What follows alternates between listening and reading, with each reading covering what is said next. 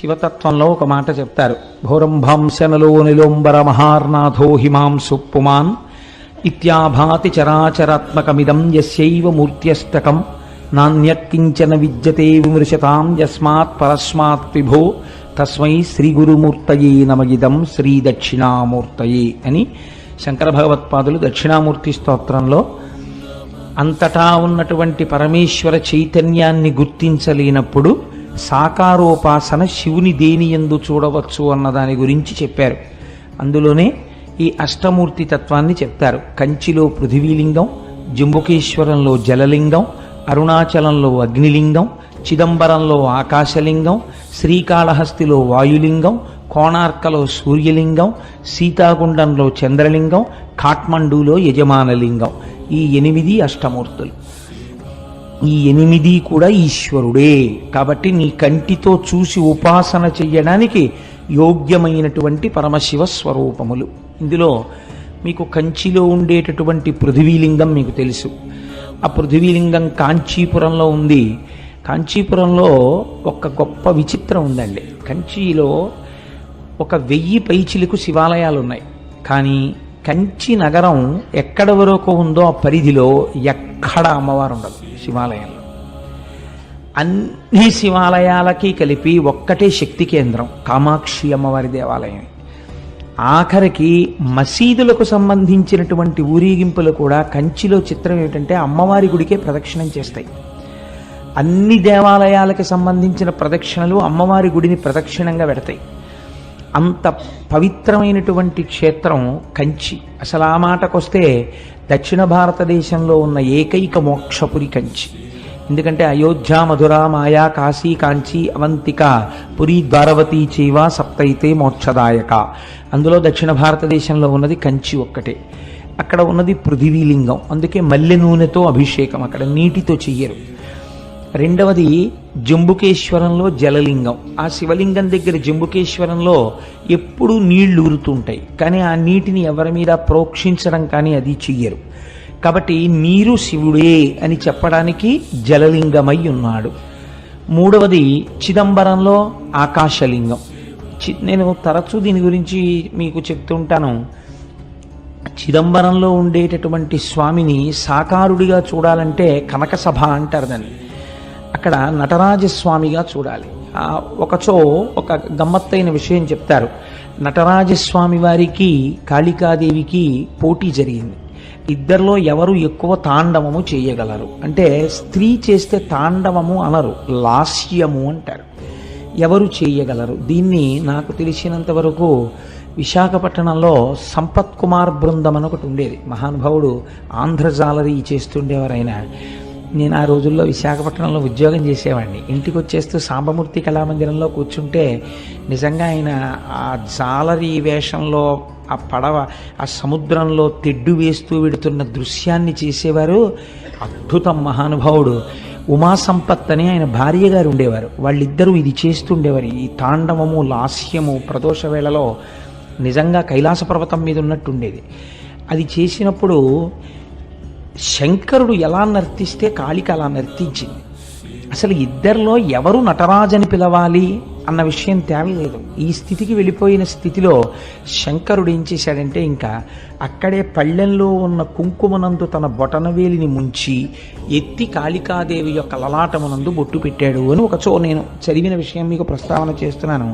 కానీ స్త్రీ పురుషుడి ముందు అంత పైకి కాలెత్తి లలాటమును తాకదు కనుక సిగ్గుపడి కాళికాదేవి నిలబడిపోయింది. ఇప్పుడు నటరాజమూర్తిగా శంకరుడికి అభిషేకం చేశారు. నటరాజమూర్తి అంటే దాని స్థితి వేరు. అసలు సృష్టి స్థితి ప్రళయకర్తగా శివుడు ఉంటే దాన్ని నటరాజస్వామి అంటారు. ప్రతి కదలిక ఆయనదై ఉంటుంది. అటువంటి నటరాజస్వామిగా కనకసభలో ఉంటాడు. అదే స్వామి ఆకాశలింగంగా అంతరాలయంలో ఉంటాడు. ఆకాశలింగం అంటే మీరు చిదంబరం వెడితే మీ దగ్గర మారేడు దళాలతో ఉన్నటువంటి మాలలు తీసుకుంటారు, తీసుకెళ్ళి ఓ గోడ మీద వేస్తారు.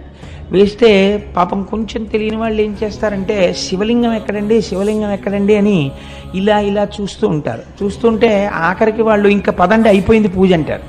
అయిపోయింది పూజ అంటే అసలు శివలింగమే కనపడలేదు. ఇంత దూరం వచ్చిన వాళ్ళు బెంగెట్టుకుని అసలు శివలింగం ఏదండి అంటారు. అంటే వాళ్ళు ఇదే శివలింగం గోడ చూపిస్తారు. ఇదేమిటి, ఇది శివలింగం ఏమిటి అనుకుని వెళ్ళిపోతే అక్కడ ఉన్న వాళ్ళు అంటారు, అర్థం కాకపోతే అది చిదంబర రహస్యం అంటే. చిదంబర రహస్యం అంటే ఏమిటంటే ఆకాశము అంటే అంతటా వ్యాప్తి చెందినది. అంతటా ఉన్న శివుణ్ణి ఎక్కడున్నాడని మళ్ళీ ప్రత్యేకం మీరు చూపిస్తారు. అందుకని అక్కడ ఏం ఉండదు, గోడ ఉంటుంది, దానికే పూజ అంతే. అంతటా ఉన్నాడు, అది లోపల తెలుసుకుని పూజ చేయడం. కాబట్టి చిదంబరం ఆకాశలింగం, శ్రీకాళహస్తి వాయులింగం. మీకు తెలుసు అక్కడ 2 జ్యోతులు వెలుగుతుంటాయి ఎప్పుడు. మనకి సైన్స్లో ఏమిటంటే ఆక్సిజన్ లేకపోతే దీపం నిధనం అయిపోతుంది అని. అందుకని విదేశీయులకి ఎంతసేపు కూడా మనకి ఉన్నటువంటి ఆరాధనా విధానాన్ని వాళ్ళు హేతువుని చూడడానికి ప్రయత్నించేవారు. కాబట్టి విదేశీ పరిపాలనలో ఏం చేశారంటే శ్రీకాళహస్తిలోకి గాలి రాకుండా దేవాలయాన్ని మూసేశారు. ఆక్సిజన్ అయిపోతుంది కదా, అప్పుడు ఈ దీపాలు ఏమవుతాయో చూద్దామని.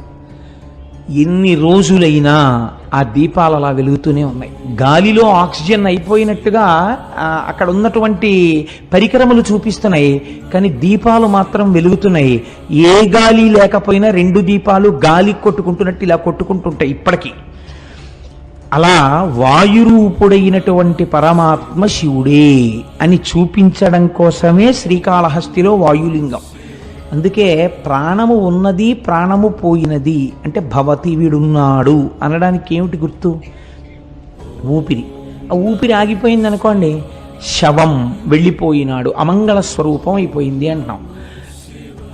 అందుకే శ్రీకాళహస్తిలో శివలింగం పశ్చిమాన్ని తిరుగుతుంది. అక్కడ పశ్చిమాన్ని తిరిగితే గుర్తు ఏమిటంటే పశ్చిమం సూర్యాస్తమయం.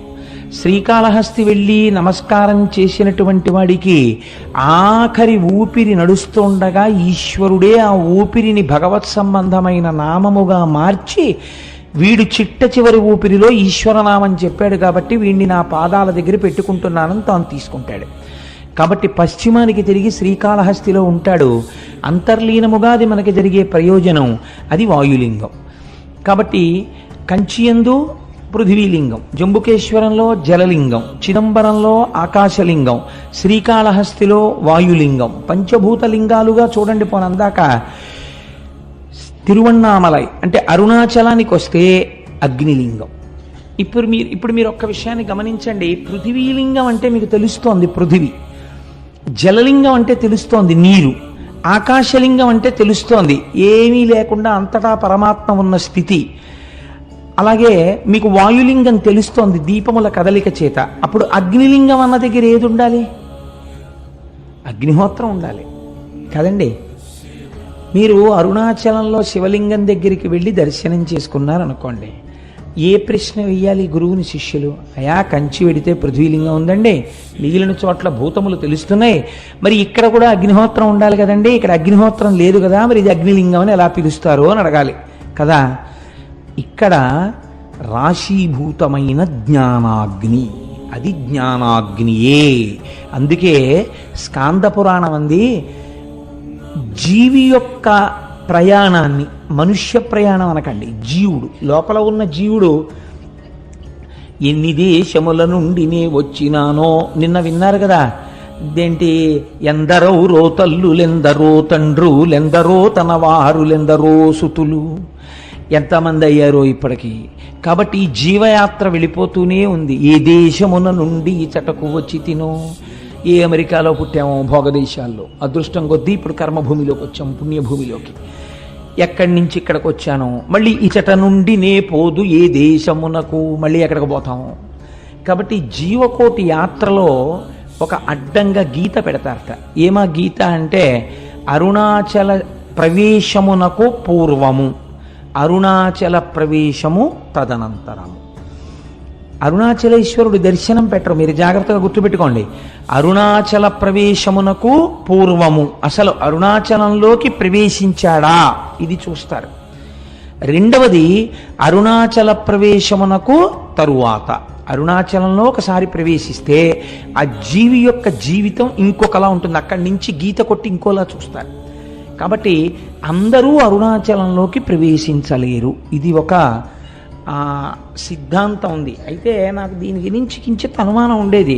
ఇది ఎప్పుడో ఉంటుంది కదా, ఇప్పుడు రైళ్ళు వచ్చేసాయి, బస్సులు వచ్చేసాయి, అనేకం వచ్చేసాయి, ఇప్పుడు కూడా అలా ప్రతిబంధకాలు ఉంటాయా అని నాకు అనుమానం ఉండేది. నేను మొట్టమొదటిసారి అరుణాచలం వెళ్ళినప్పుడు ఈ సభలో ఎవరైనా ఉన్నారో లేరో నాతో వచ్చిన వాళ్ళు ఆ శంకరం గారు ఉన్నారేంటి మీరు సాక్ష్యం అయితే నాకు ఈ అనుమానం ఉండేది. చిత్రం ఏంటంటే మేము చెన్నై నుంచి అరుణాచలం వెడుతుంటే వ్యాన్ బరస్ట్ అయిపోయింది. బరస్ట్ అయిపోతే దిగిపోయి కూర్చున్నాం. వాడు వెళ్ళి టైర్లు తెచ్చి మళ్ళీ టైర్లు మార్చాడు. మళ్ళీ కొంచెం దూరం వెళ్ళింది, మళ్ళీ బరస్ట్ అయిపోయింది. చీకటి పడిపోతోంది. రోడ్డు మీద నిలబడిపోయాం. మేము అరుణాచలంలోకి ప్రవేశించలేదు. అప్పుడు నాకు అర్థమైంది ఎన్నున్నా అరుణాచల ప్రవేశానికి ఈశ్వరానుగ్రహమే కారణం కావాలి అని. ఇప్పుడు రోడ్డు మీద కూర్చుని భగవన్నామాలు చేసిన తర్వాత చిత్రం ఏంటంటే ఇంకా ఆగకుండా వ్యాన్లో అరుణాచలం వెళ్ళిపోయి. కాబట్టి అప్పటికీ ఇప్పటికీ అది సత్యమే. ఈశ్వరుడు మాకు వెంటనే వచ్చిన అనుమానాన్ని నివృత్తి చేసేసాడు. కాబట్టి అరుణాచలం అంత పరమపావనమైనటువంటి క్షేత్రం. అయితే ఏమంటే అది కేవలము జ్ఞానాగ్నియేనా? మరి పంచభూతములలో అగ్నికి అప్పుడు ఇంకొక లింగం ఉండాలి కదా అని మీకు అనిపించవచ్చు. చాలామంది పెద్దలు ఏం చెప్తారంటే ఇది సత్యమే. అరుణాచలంలో ఉన్నటువంటి శివలింగమునకు కొంచెం దగ్గరగా కూర్చుంటే అంతరాలయంలో మీకు ఉక్క పోసేసి చెమటలు పట్టేసి ఏదో కొంచెం వేడితోటి సతమతమైపోతున్నట్టుగా అనిపిస్తుంది. అది చాలా తీవ్రమైన అగ్ని అనుకోండి, మీరు తట్టుకోలేరు సెగ. అందుకని ఈశ్వరుడు అగ్నిహోత్రము తానే అని అలా నిరూపిస్తూ ఉంటాడు. అటువంటి పరమపావనమైనటువంటి క్షేత్రము ఆ తిరువణ్ణామలైలో ఉన్నటువంటి అరుణాచలేశ్వరుడు. అయితే ఈ అరుణాచలం గురించి ప్రత్యేకముగా నేను ప్రస్తావన చేస్తాను ఇవాళ. రేపు భగవాన్ రమణుల గురించి ప్రస్తావన చేస్తాను అనడం వెనకాతల ఒక ఆర్తి ఉంది. ఎందుకు నేను దాని గురించి ప్రత్యేకం ప్రస్తావన చేస్తాను అని అనవలసి వచ్చిందంటే, మనకి ఒకానొకప్పుడు శంకరుణ్ణి దేవతలు మనుష్యులు అందరూ ప్రార్థన చేస్తే ఆయన ఇచ్చినటువంటి వరములుగా 4 చెప్తారు. దర్శనాత్ అభ్రసదసి, చిదంబరమునందు జ్ఞానముతో దర్శించుట, అంతటా ఈశ్వరుడు ఆకాశరూపుడయ్యున్నాడు అని దర్శనం. అదంత జ్ఞానంతో దర్శనం చేయడం అందరికీ కుదురుతుంది, కుదరకపోతుంది. కాబట్టి ఈశ్వర ఇంకొక మాట చెప్పన్నారు. దర్శనాద్దభ్ర సరసి, చేత కాకపోతే జననాత్ కమలాలయే. కమలాలయే అంటే తిరువారూరు. నువ్వు కమలాలయంలో పుడితే నీకు మోక్షం ఇస్తానన్నాడు స్వామి. చాలా బాగుంది కానండి, పుట్టడం మా చేతిలో ఉందా? ఎక్కడ పుడతాము? కాబట్టి అమ్మ కడుపులో ఉన్న నాకు అమ్మ ఎక్కడుందో ఏం తెలుసు, ఎలా పుడతాను? ఇంకొక మాట చెప్పండి అంటే ఆయన అన్నాడు, పోనీ పుట్టడం నీ చేతిలో లేదు, వృద్ధాప్యం వరకు వచ్చేసిన తర్వాత ఇంకా నా జీవనయాత్ర పూర్తయిపోతోందని నీకు తెలిసిపోతుంటుందిగా, బాధ్యత అయిపోయిందిగా, కాశీ వెళ్ళిపోతే ఏం చేస్తాను? జననాత్ కమలాలయే కాశ్యాంతో మరణాన్ముక్తి. కాశీలో ప్రాణం వదిలిపెట్టేస్తే మోక్షం ఇచ్చేస్తాను. ఎలా ఇస్తాడో మొన్న మీరు విన్నారు కదా విశ్వేశ్వరలింగంలో, కాశ్యాంతు మరణాన్ముక్తి అంటే వాళ్ళన్నారు, ఈశ్వర ఏమో ఈ లోపల వచ్చేస్తే, లేదా మేము కాశీలో ఉండగా మోక్షం వచ్చేటట్టుగా కాశీకి వెళ్ళేంతగా కుటుంబాల్ని వదిలి వెళ్ళగలిగినంత దృఢచిత్తము కలియుగంలో మాకు ఎలా ఉంటుంది? ఈ అనుబంధాలతో వేసారిపోతూ. కాబట్టి అలా వెడతామని నమ్మకం లేదు. ఇంకొక మాట చెప్పండి అంటే స్వామి అన్నారు, ఇంకా ఇంతకన్నా సులభం ఉండదు. ఒక్క మాట చెప్తాను, చెయ్యగలరా? స్మరణాత్ అరుణాచలే, పైకి అనక్కర్లేదు. అరుణాచల శివ, అరుణాచల శివ, అరుణాచల శివ, అరుణ శివ అని మీరు అనక్కర్లేదు. స్మరణాత్, స్మరణము మనస్సుకు సంబంధించినది. మీరిక్కడ అరుణాచల శివుడు అని ఒకసారి తలుచుకుంటే చాలు, పాపరాశి ధ్వంసం చేస్తాను. పోనీ అలా తలుచుకోగలవా? ఇది కూడా కుదరదన్నారు అనుకోండి, ఇంకా నేను మిమ్మల్ని ఉద్ధరించలేనని ఈశ్వరుడితో అనిపించుకోకూడదు కదా, అందుకని తప్పకుండా అన్నారు. స్మరణాత్ అరుణాచలే, కేవలము స్మరించినంత మాత్రం చేత పాపరాశిని ధ్వంసము చేయగలిగినటువంటి క్షేత్రము అరుణాచల క్షేత్రము. ఇక్కడ ఒక గమ్మత్తు ఉంది. మీకు భారతదేశం మొత్తం మీద ఎక్కడా లేనటువంటి రీతిలో అరుణాచలంలో పరమశివుడు 3గా కనపడుతూ ఉంటాడు అని పురాణం చెప్తుంది. 3గా. ఇందులో అరుణాచలం వెళ్ళిన వాళ్ళు చాలామంది ఉన్నారని నేను అనుకుంటున్నాను.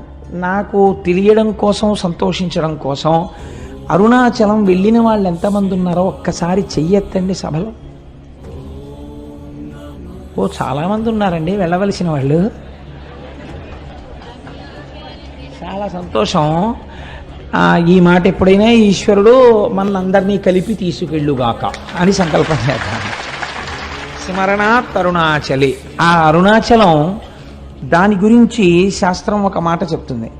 అరుణాచల క్షేత్రమునందు శివుడు మూడుగా కనపడుతూ ఉంటాడు. అరుణాచలంలో ఒక పెద్ద పర్వతం ఉంది, దాని పేరే అరుణాచలము, అంటే అచలము అని కదండి. అచలం అంటే కొండ. ఒక పెద్ద కొండ ఉంది, దానికి ప్రదక్షిణం చేయాలంటే 14 కిలోమీటర్లు నడవాల్సి ఉంటుంది. ఆ కొండ శివుడే, కొండయే శివుడు అక్కడ. అందుకే మీరు చూస్తే ఒక చిత్రమైన బోర్డులు కనపడుతుంటాయి, absorbed in to the lotus feet of Arunachala అని ఉంటాయి. రమణాశ్రమంలో అక్కడే ప్రాణాలు విడిచిపెట్టేసిన వాళ్ళని సమాధులు చేస్తే అక్కడ బోర్డులు పెడతారు, వీళ్ళ పేరు ఇది, absorbed in to the lotus feet of Arunachala అంటారు. అరుణాచల పాదములు అని పిలుస్తారు ఆ కొండ కింద ఉన్నటువంటి భాగాన్ని. ఆ కొండకి ప్రదక్షిణం చేస్తారు. ఈ కొండకి ప్రదక్షిణం చేస్తే అక్కడ మీరు నమ్మండి నమ్మపోండి, నాకు పరమ విశ్వాసముతో కూడుకున్న విషయం, ఎన్ని కోట్ల జన్మల పాపములో అక్కడ దగ్ధమవుతాయని. భగవాన్ రమణుల్ని ఎవరైనా చూడ్డానికి వెడితే అరుణాచలంలో ఆయన మొదట ఒక ప్రశ్న వేసేవారు, గిరి ప్రదక్షిణం చేశారా అని అడిగేవారు. వాళ్ళు మళ్ళీ ఓ గంట పోయాక కనపడేవారు, భగవాన్ మీరు చెప్పినట్టుగా గిరి ప్రదక్షిణానికి వెళ్ళొచ్చాం అనేవారు. ఎలా వెళ్ళారు అంటే ఆటోలో వెళ్ళామండి అనేవారు. ఏదో వయస్సు అయిపోతే వాళ్ళని నేను తప్పు పట్టట్లేదు, అయితే ప్రదక్షిణ పుణ్యం ఆటోదా మీదా అని అడుగుతుండేవారు ఆయన. కాబట్టి ఆ గిరి ప్రదక్షిణం అనేటటువంటిది మనం ప్రయత్నపూర్వకంగా చెయ్యాలి. అక్కడ చిత్రం ఏమిటంటే, మీరు ప్రదక్షిణం ప్రారంభం చెయ్యగానే సాధారణంగా రమణాశ్రమం దగ్గర నమస్కారం చేసి కొంచెం 4 అడుగులు వెయ్యగానే ఒక వినాయకుడి గుడి ఉంటుంది, అక్కడ నమస్కారం చేసి అరుణాచలానికి ప్రదక్షిణానికి బయలుదేరుతారు. బయలుదేరినప్పుడు మొట్టమొదట దక్షిణ దిక్కున కనపడేటటువంటి లింగం యమలింగం. దక్షిణ దిక్కున మరి యమధర్మరాజు కదండి, అందుకని యమప్రసాదాత్ ఆయుర్వర్ధనమశ్నుతే అని చెప్తాం మనం ఆశీర్వచనంలో. దక్షిణ దిక్కున ఉన్నటువంటి యమధర్మరాజు గారి యొక్క అనుగ్రహము చేత నీకు ఆయువు వృద్ధి ఎగుగాక. మీరు ఒక్కటి గుర్తుపెట్టుకోండి, అరుణాచలానికి అరుణ పర్వతానికి మీరు ఎన్ని మాటలు ప్రదక్షిణం చేసినా ఒక్క పర్వతానికి ప్రదక్షిణము చేయరాదు. అరుణాచలం పర్వతం చుట్టూ ఉన్న అన్ని ఆలయములను దర్శనము చేస్తూనే ప్రదక్షిణం చెయ్యాలి తప్ప వాటిని విడిచిపెట్టి ప్రదక్షిణం చెయ్యకూడదు. అలా ఎందుకు చెయ్యకూడదో నేను ఈ మధ్య ఉపన్యాసంలో ఒక రోజున చెప్పాను, చరివిత చరణంగా మళ్ళీ చెప్పవలసిన అవసరం లేదు. అయితే ఈ దక్షిణ దిక్కున ఉన్నటువంటి యమలింగానికి అరుణాచలంలో ఒక ప్రత్యేకత ఉన్నది అంటారు. ఏమా ప్రత్యేకత అంటే, ఎముకలు విరిగిపోయినటువంటి వాళ్ళు, ఎముకలు అరిగి బాధపడుతున్న వాళ్ళు అరుణాచలంలో యమలింగ దర్శనం చేస్తే ఆ ఎముకలు చాలా తొందరగా అంటుకుంటాయి. చాలామందికి అలా జరిగాయి సంఘటనలు. మీరు దానికి సంబంధించినటువంటి విషయాల్ని పరిశీలన చేస్తే ఎన్ని సంఘటనలు, ఎన్ని సందర్భాలు ఉంటాయో ఎన్నని పురాణ ప్రవచనంలో తీసుకురాగలం. ఎంతమందికో అలా అంటుకున్న ఎముకలు. కాబట్టి యమలింగమునకు అటువంటి శక్తి ఉన్నది. అరుణాచలంలో మీరు ప్రదక్షిణం చేస్తున్నప్పుడు నైరుతి దిక్కుకి వెళ్ళేటప్పటికి నైరుతి లింగము అని ఒక లింగం ఉంటుంది. ఆ నైరుతి లింగము మీరు వెళ్ళినప్పుడు కొంచెం జాగ్రత్తగా చూడండి, అది రోడ్డు మీదకి కనపడదు, కాస్త లోపలకు ఉంటుంది. మీరు 4 అడుగులు వేసి లోపలికి వెళ్ళాలి. వెడితే ఆ నైరుతి లింగం గురించి పెద్దలు ఏం చెప్తారంటే, మనస్సు చాలా తొందరగా నిలకడని పొందగలిగినటువంటి పరమశక్తివంతమైన ప్రదేశము నైరుతి లింగము అని చెప్తారు. నైరుతి లింగం దగ్గర కూర్చుని కాసేపు ధ్యానం చేసుకోవడమో, నైరుతి లింగం దగ్గర కూర్చుని ఒక శ్లోకమో, ఒక పద్యమో, ఒక శివ సందర్భమో చెప్పుకోవాలి. నేను ఎప్పుడు అరుణాచలం వెళ్ళినా నాతో పాటు ఎవరో భక్తులు ఏదో పాపం వీడితో పెడితే ఏదో చెప్తాడని ఆశ, నాకేం తెలుసు కనుక వస్తూ ఉంటారు. వస్తే తప్పకుండా నైరుతి లింగం దగ్గర కూర్చుని ఏదో ఒకటి చెప్పి బయలుదేరుతుంటాం. మొన్న వెళ్ళినప్పుడు కూడా మేము అలాగే చేసాం ప్రదక్షిణ. కాబట్టి ఆ నైరుతి లింగం దగ్గరే కావ్యకంఠ గణపతి ముని తపస్సు చేశారు. తపస్సు చేసినప్పుడు ఒక ఆశ్చర్యకరమైన సంఘటన జరిగింది. వారు తపస్సుకు కూర్చునే ముందు వారు ఒక నిర్ణయం తీసుకుని నైరుతి లింగానికి చెప్పారు, ఈశ్వర, నా తపస్సు సిద్ధించే వరకు నేను ఈ ప్రదేశమును విడిచిపెట్టి వెళ్ళను అని. ఒక చిన్న గదిలా ఉంటుంది ఆ లింగానికి ముందు, అందులో ఒక గుడ్డల మూట ఒకటి ఉండేది. ఆయన ఆ గదిలో కూర్చుని రాత్రి 11:30-12 వరకు తపస్సు చేసేవారు. చేసి ఒక్క గ్లాసుడు పాలు అక్కడ ఎవరైనా పెడితే ఆ పాలు తాగి పడుకునేవారు అక్కడే. మళ్ళీ తెల్లవారకట్ట లేచి ఆ బాహ్యాంతర శౌచములు సిద్ధింప చేసుకుని మళ్ళీ తపస్సు కూర్చునేవారు.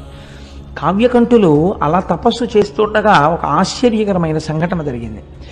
అరుణాచలేశ్వరుడు యొక్క రథం అరుణగిరికి ప్రదక్షిణంగా వెడుతోంది, దేవాలయానికి ప్రదక్షిణంగా వెడుతోంది. వెడుతున్నప్పుడు ఒక అన్న సంతర్పణ చేసేటటువంటి ఒక సత్రవుకి, ఒక వేద పాఠశాలకి మధ్యలో పరమ నునుపైన నేల మీద ఆ రథం ఆగిపోయింది. అలా 9 రోజులు వెళ్ళాలి ఆ రథం. అది 6వ రోజున ఆగిపోయింది. ఆగిపోతే రాత్రి 12 గంటల వరకు తోశారు. తిరువణ్ణామలైలో ఉన్న జనాభా అందరూ పట్టుకులాగారు రథాన్ని. అంగుళం కూడా రథం కదలేదు. ఏం చెయ్యాలో అర్థం కాలేదు. లాగి లాగి లాగి లాగి అర్చకులు కూడా విసిగిపోయి ఎన్ని క్షమార్పణలు చెప్పాలో అన్ని చెప్పారు. కదల్లా రథం. రథం మీద మూర్తులను అలాగే వదిలిపెట్టేసి ఒక 10 మందిని కాపలా పెట్టి, రేపటి రోజు ఉదయం వచ్చి మళ్ళీ రథం లాగుతాం స్వామి, మమ్మల్ని మన్నించు అని చెప్పి ఎవరిళ్ళక వాళ్ళు వెళ్ళిపోయారు అర్చకులు కూడా. ఇది యథార్థముగా కావ్యకంఠ గణపతి ముని అంటే ఈ మధ్య వారి జీవితంలో జరిగిన సంఘటన. రాత్రి 12 గంటలకి కావ్యకంఠ గణపతి ముని పడుకున్నారు.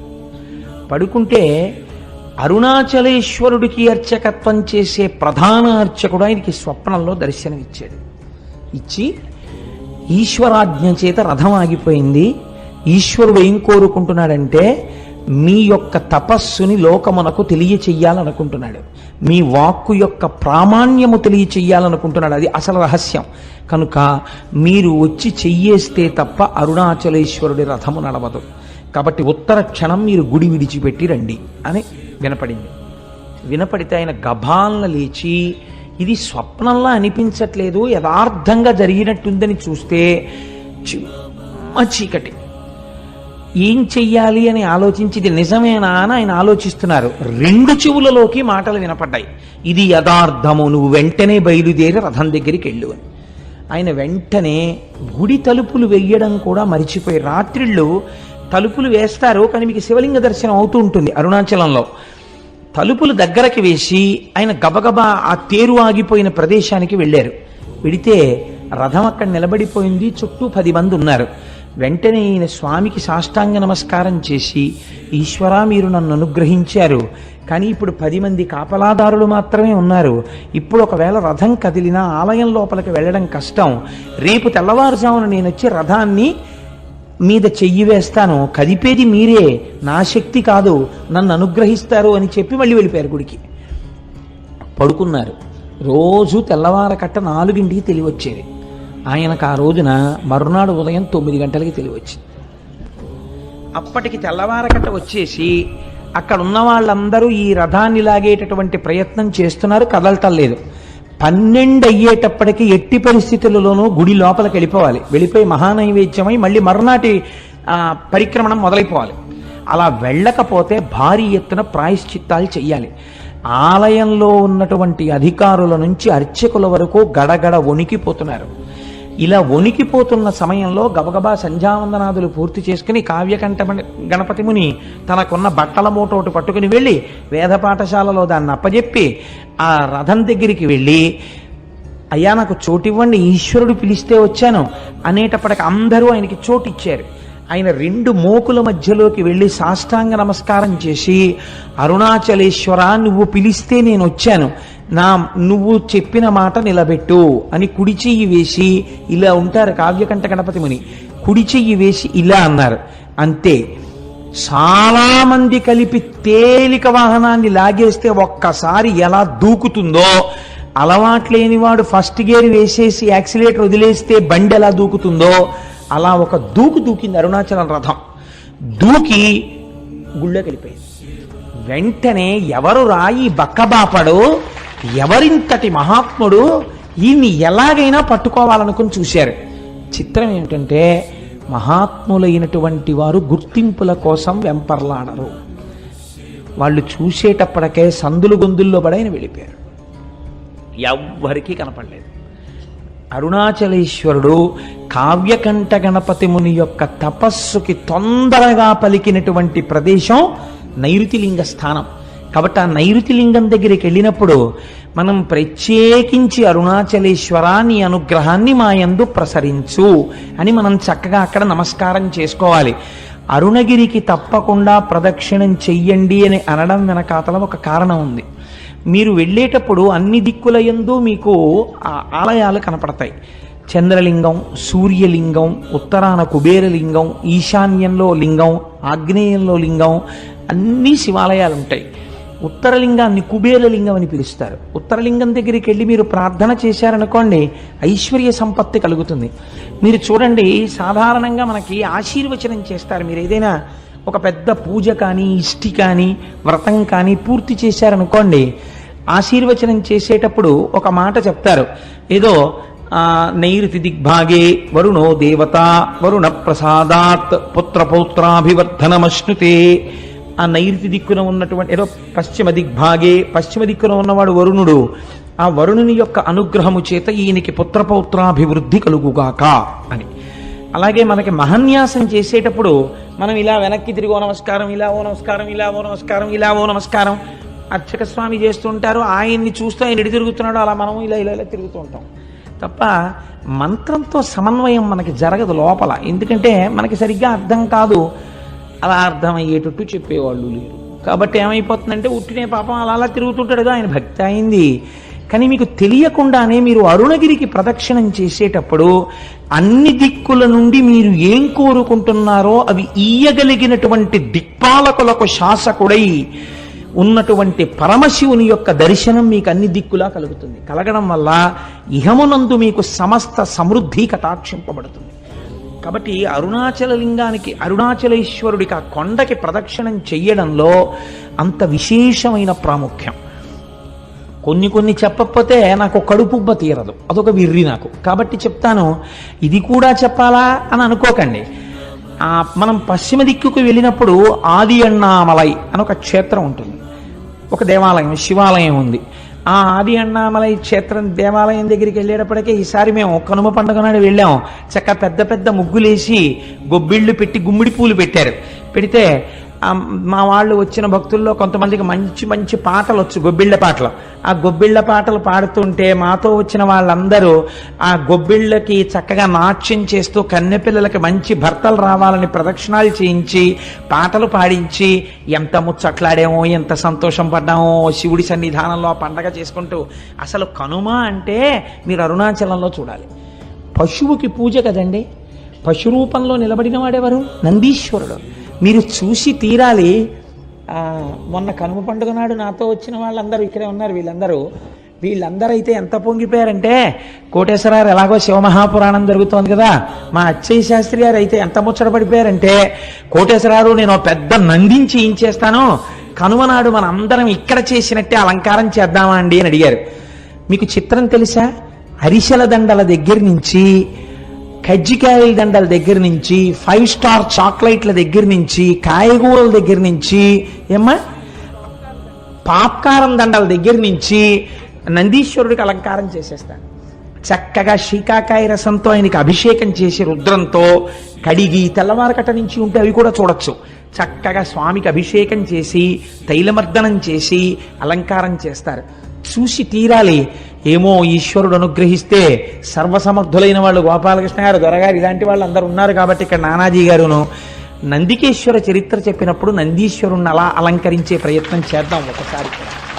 మేము ఒక్కళ్ళమే అనుభవించడమే, మీరు కూడా అలా నందీశ్వరుణ్ణి ఎలా అలంకారం చేస్తారో చూద్దురు. కానీ అక్కడ చూడగానే ఆ రోజున నాతో పాటు ఉన్న వాళ్ళందరూ రిజర్వ్ చేసేసుకున్నారు. జంతికల దండలు మావంటే, చెకోడీల దండలు మావంటే, కజ్జికాయల దండలు మావంటే వాళ్ళు చూశారు. కాబట్టి వాళ్ళు అవన్నీ రిజర్వ్ చేసుకున్నారు కూడా. కాబట్టి అన్నమాట ఉత్తినేందుకు పోవాలి, వాళ్ళు అలంకారం కూడా చేస్తారు. నందికేశ్వర చరిత్ర చెప్పిన రోజున వీలైతే బసవయ్యని మనం ఇక్కడ అలా అలంకారం చేసి ప్రదక్షిణం చేసి నమస్కరిద్దాం. కనుక ఏమిటో ఎటు నుంచి ఎటుపోతుందో ప్రసంగం. నైరుతి దిక్కున ఉన్నటువంటి ఆ స్వామి యొక్క దర్శనము కావ్యకంఠ గణపతి మునికంతటి కటాక్షాన్ని అనుగ్రహించింది.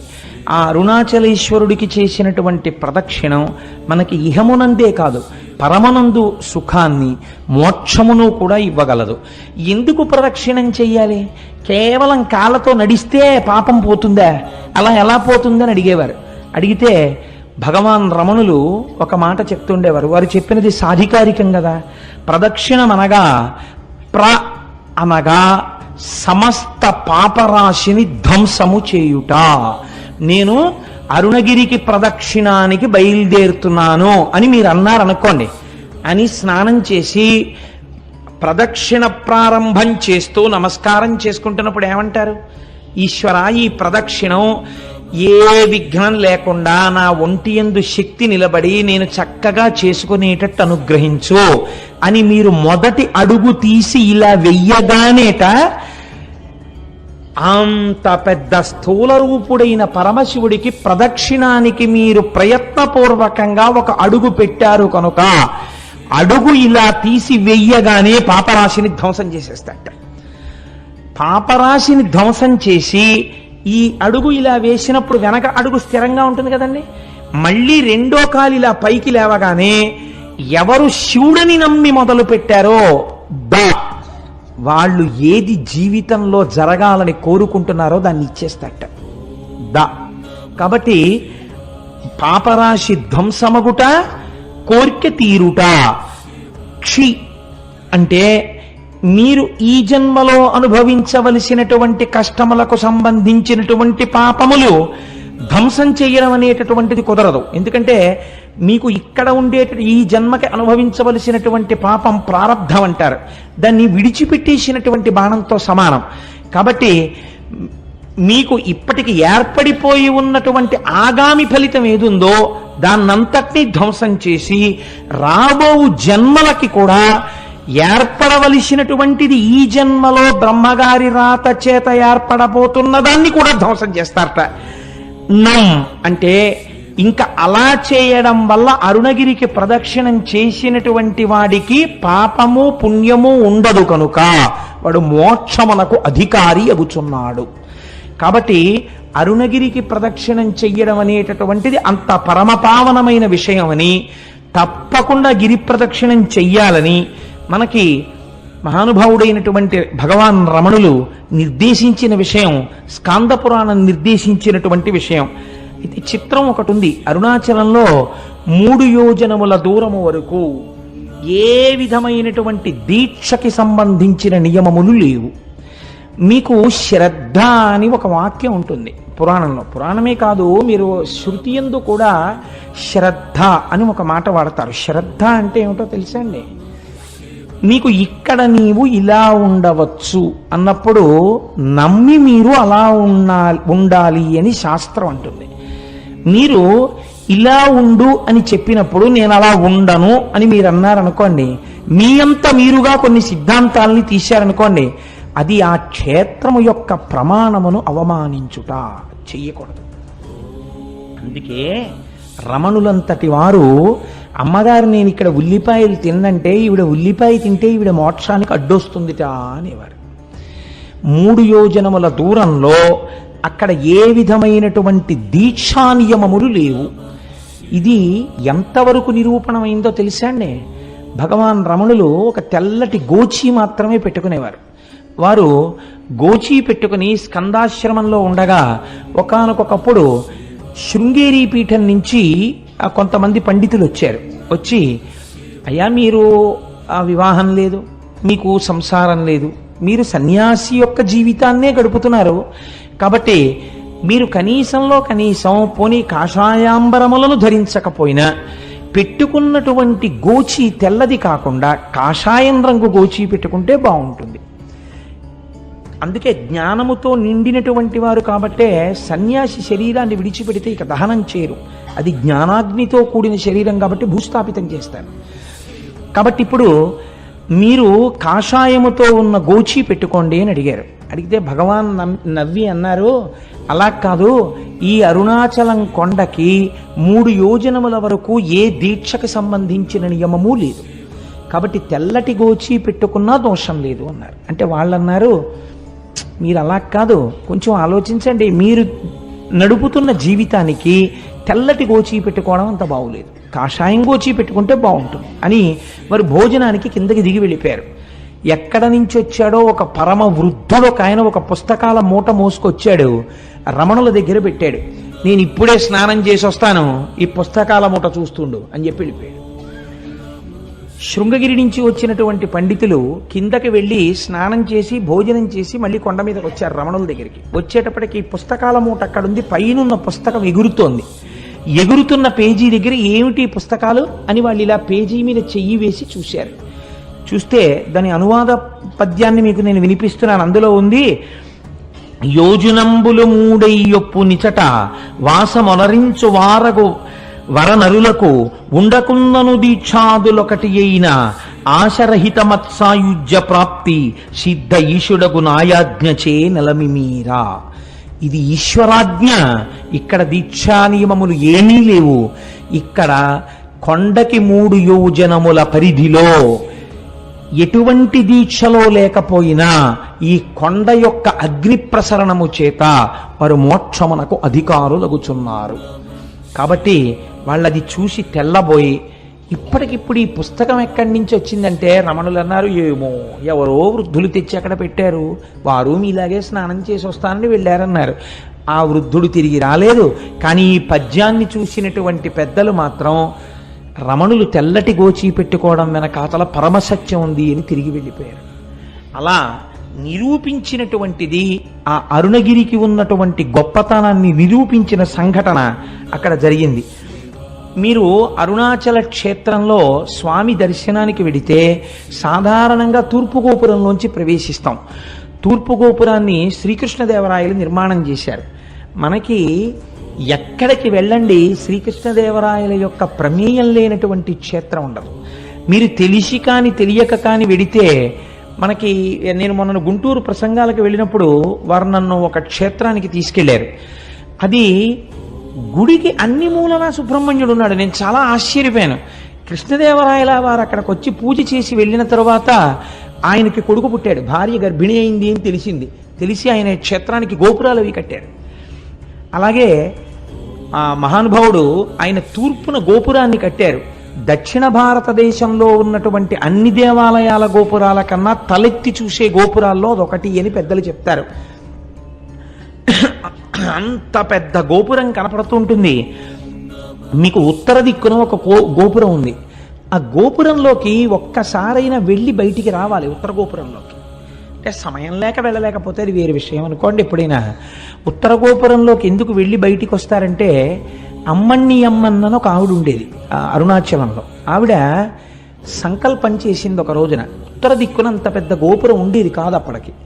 ఆవిడ ఏమనుకుందంటే, ఈశ్వర, నేను ఐశ్వర్యవంతురాలను కాను, నేను ప్రతి ఇంటికి వెళ్ళి చందా అడుగుతాను, వచ్చినటువంటి డబ్బులతో గోపురం కడతానని ఆవిడ ప్రతి ఇంటి ముందుకి వెళ్ళి నిలబడితే ఇంట్లో ఎక్కడో బీరువా తాళం వేసి లోపల ఉన్న చెస్ట్లో ఎంత డబ్బు ఎన్ని డినామినేషన్స్లో ఉన్నాయో ఆవిడకి కనపడేది. ఆవిడ ఇంటి ముందు నిలబడి, ఉత్తర గోపురం కడదామనుకుంటున్నాను, మీ ఇంట్లో 12,346 రూపాయల 62 పైసలు ఉందిగా బీరువాలో, ఇన్ని 100 కాగితాలు ఉన్నాయిగా, ఇన్ని 50 కాగితాలు ఉన్నాయిగా, గుడి కట్టడానికి చందా ఇయ్యి అనేది. ఇంట్లోకి వెళ్ళి డబ్బులు ఎక్కడితే అంతా ఉండేది. ఇంట్లో ఎక్కడ దాచినా ఆవిడ చెప్పేది. అందుకని ఆవిడ వచ్చేటప్పటికే పట్టుకెళ్ళి చందా ఇచ్చేసేవాడు. అలా ఆ అమ్మణ్యమ్మన్ సంపాదించినటువంటి చందాల రూపంలో వచ్చినటువంటి సొమ్ముతో ఆవిడ పెద్ద గోపురం కట్టింది. ఆ గోపురాన్ని అమ్మణ్యమ్మన్ గోపురం అని పిలుస్తారు ఇప్పటికీ. మీకు బహుశా ఇలా ఎక్కడా ఉండదు, ఒక్క అరుణాచలంలో మాత్రం ఆ గోపురం ఉంటుంది. అది అమ్మవారి అనుగ్రహంతో అటువంటి స్థితి కలిగింది కాబట్టి తప్పకుండా ఉత్తర గోపురంలోంచి ఒకసారి బయటికి వెళ్ళి లోపలికి వస్తూ ఉంటారు. సరే, మీకు ఈ అరుణాచలం దేవాలయంలోకి ప్రవేశించగానే ఒక సుబ్రహ్మణ్యేశ్వర స్వామి వారి యొక్క దేవాలయం కనపడుతుంది. అందులో మనందరం వెళ్ళి దర్శనం చేసుకున్నాం కదండి, వెడుతూనే వెళ్ళాము. ఆ సుబ్రహ్మణ్యేశ్వర స్వామి వారి దేవాలయం ఒక చిత్రమైనటువంటి దేవాలయం. ఎందుచేత అంటే, అరుణగిరినాథుడు అని ఒక మహాభక్తుడు ఒక ఆయన ఉండేవాడు ఆ తిరువణ్ణామలైలో. ఆ అరుణగిరినాథరు ఒకానొకప్పుడు చాలా దోషభూయిష్టమైన జీవితాన్ని గడిపాడు అని ఆయన జీవిత చరిత్ర చెప్తోంది. ఎందుచేత అంటే, తల్లిదండ్రులు చనిపోతూ అక్క చెల్లెలకు అప్పచెప్పారు. కానీ ఆవిడ ఎంత కష్టపడి పెంచినా ఈయన మాత్రం దోషభూయిష్టమైనటువంటి నడువడితో ఉండేవాడు. ఆవిడ ఒకసారి నిలదీస్తే తన చరిత్ర గురించి తనకే అసహ్యం వేసి చచ్చిపోతానని ఆయన వెళ్ళి అరుణాచలంలో ఉన్నటువంటి ఒక సుబ్రహ్మణ్యేశ్వర స్వామి వారి గోపురం ఎక్కి ఆ గోపురం మించి కిందకి దూకాడు. కిందకి దూకితే సుబ్రహ్మణ్యేశ్వర స్వామి వారు తన రెండు చేతులతో పట్టుకున్నారు. సుబ్రహ్మణ్యేశ్వర స్వామి వారి యొక్క స్పర్శ కలగడం చేత ఆయన మహాకవి అయిపోయాడు. అరుణగిరినాథర్ అన్న పేరుతో సుబ్రహ్మణ్యుడి మీద ఎన్నో తమిళానికి సంబంధించినటువంటి పత్రికల్ని రచించాడు. అలా రచిస్తే ఆ దేశపు రాజు ప్రౌఢదేవరాయలు అని ఉండేవారు. ఆయన చాలా సంతోషించి తన ఆస్థానంలో ఒక జైనుడు ప్రధానంగా ఉండేవాడు కవిగా. ఆయన్ని సంబంధం అనబడే ఆయన్ని తీసేసి ఈయన్ని ఆస్థాన కవిగా తీసుకున్నాడు. ఈయన పరమభక్తుడై రోజు సుబ్రహ్మణ్యేశ్వర స్వామి వారి దర్శనం చేసి అర్చన చేస్తుండేవాడు. ఈ రాజు ఒక రోజున కోరిక కోరాడు, నాకు సుబ్రహ్మణ్య దర్శనం చేయిస్తావా అని. ఈయన అన్నారు, అరుణగిరినాథర్ సుబ్రహ్మణ్య దర్శనం చేయిస్తాను, కానీ ఆయన తేజస్సుని చూస్తే నీ కళ్ళు మాడిపోతాయి, చూడలేవు అన్నారు. మాడిపోయినా పర్వాలేదు, ఒక్కసారి నాకు ఆయన్ని చూడాలనుంది అన్నాడు. అయితే రా చూపిస్తానన్నారు. సుబ్రహ్మణ్యుడి దేవాలయంలోకి తీసుకెళ్ళి ప్రార్థన చేశారు. ఒక స్తంభంలోంచి సుబ్రహ్మణ్యేశ్వర స్వామి వారి యొక్క మూర్తి దర్శనమైంది. ఇప్పటికీ సుబ్రహ్మణ్యేశ్వర స్వామి ఉత్సవాలన్నీ అక్కడ దీపం పెట్టే ప్రారంభిస్తారు. అమ్మవారికి గాజులు తొడిగే ఉత్సవం కూడా ఆ స్తంభం దగ్గరే చేస్తారు. ఆ స్తంభంలోంచి స్వామి కనపడగానే ప్రౌఢదేవరాయలు చూశాడు, కానీ రెండు కళ్ళు మాడిపోయాయి. అప్పుడు మళ్ళీ అరుణగిరినాథర్ ప్రార్థన చేశాడు సుబ్రహ్మణ్యుణ్ణి, రాజుకి కళ్ళిమ్మని. మళ్ళీ ప్రౌఢదేవరాయల వారికి కళ్ళొచ్చాయి. రాయలవారు ఈయన పట్ల ఎంతో ప్రేమ పెంచుకుని జీవితం గడుపుతున్నాడు. ఇది నచ్చలేదు సంబంధానికి.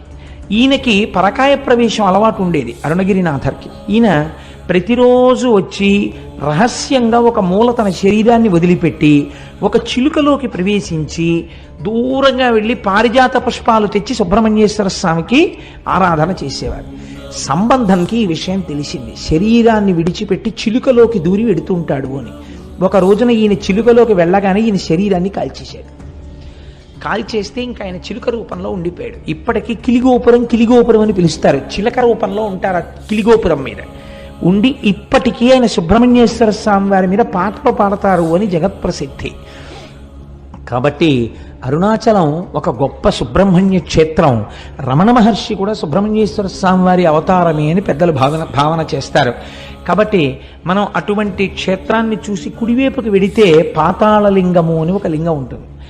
అక్కడ మెట్లు దిగి లోపలికి వెడితే, ఇప్పుడు రమణుల యొక్క సమయంలో ఆయన శిష్యురాలు కావిడ ₹1,00,000 పెట్టి ఆలయాన్ని మళ్ళీ పునర్నిర్మాణం చేశారు. అక్కడ ఒక యోగి యొక్క సమాధి ఉన్నది. ఆ సమాధి మీదనే పాతాళలింగం ఉంటుంది. దాని వెనకాతల ఒకప్పుడు జనసంచారం ఉండేది కాదుట.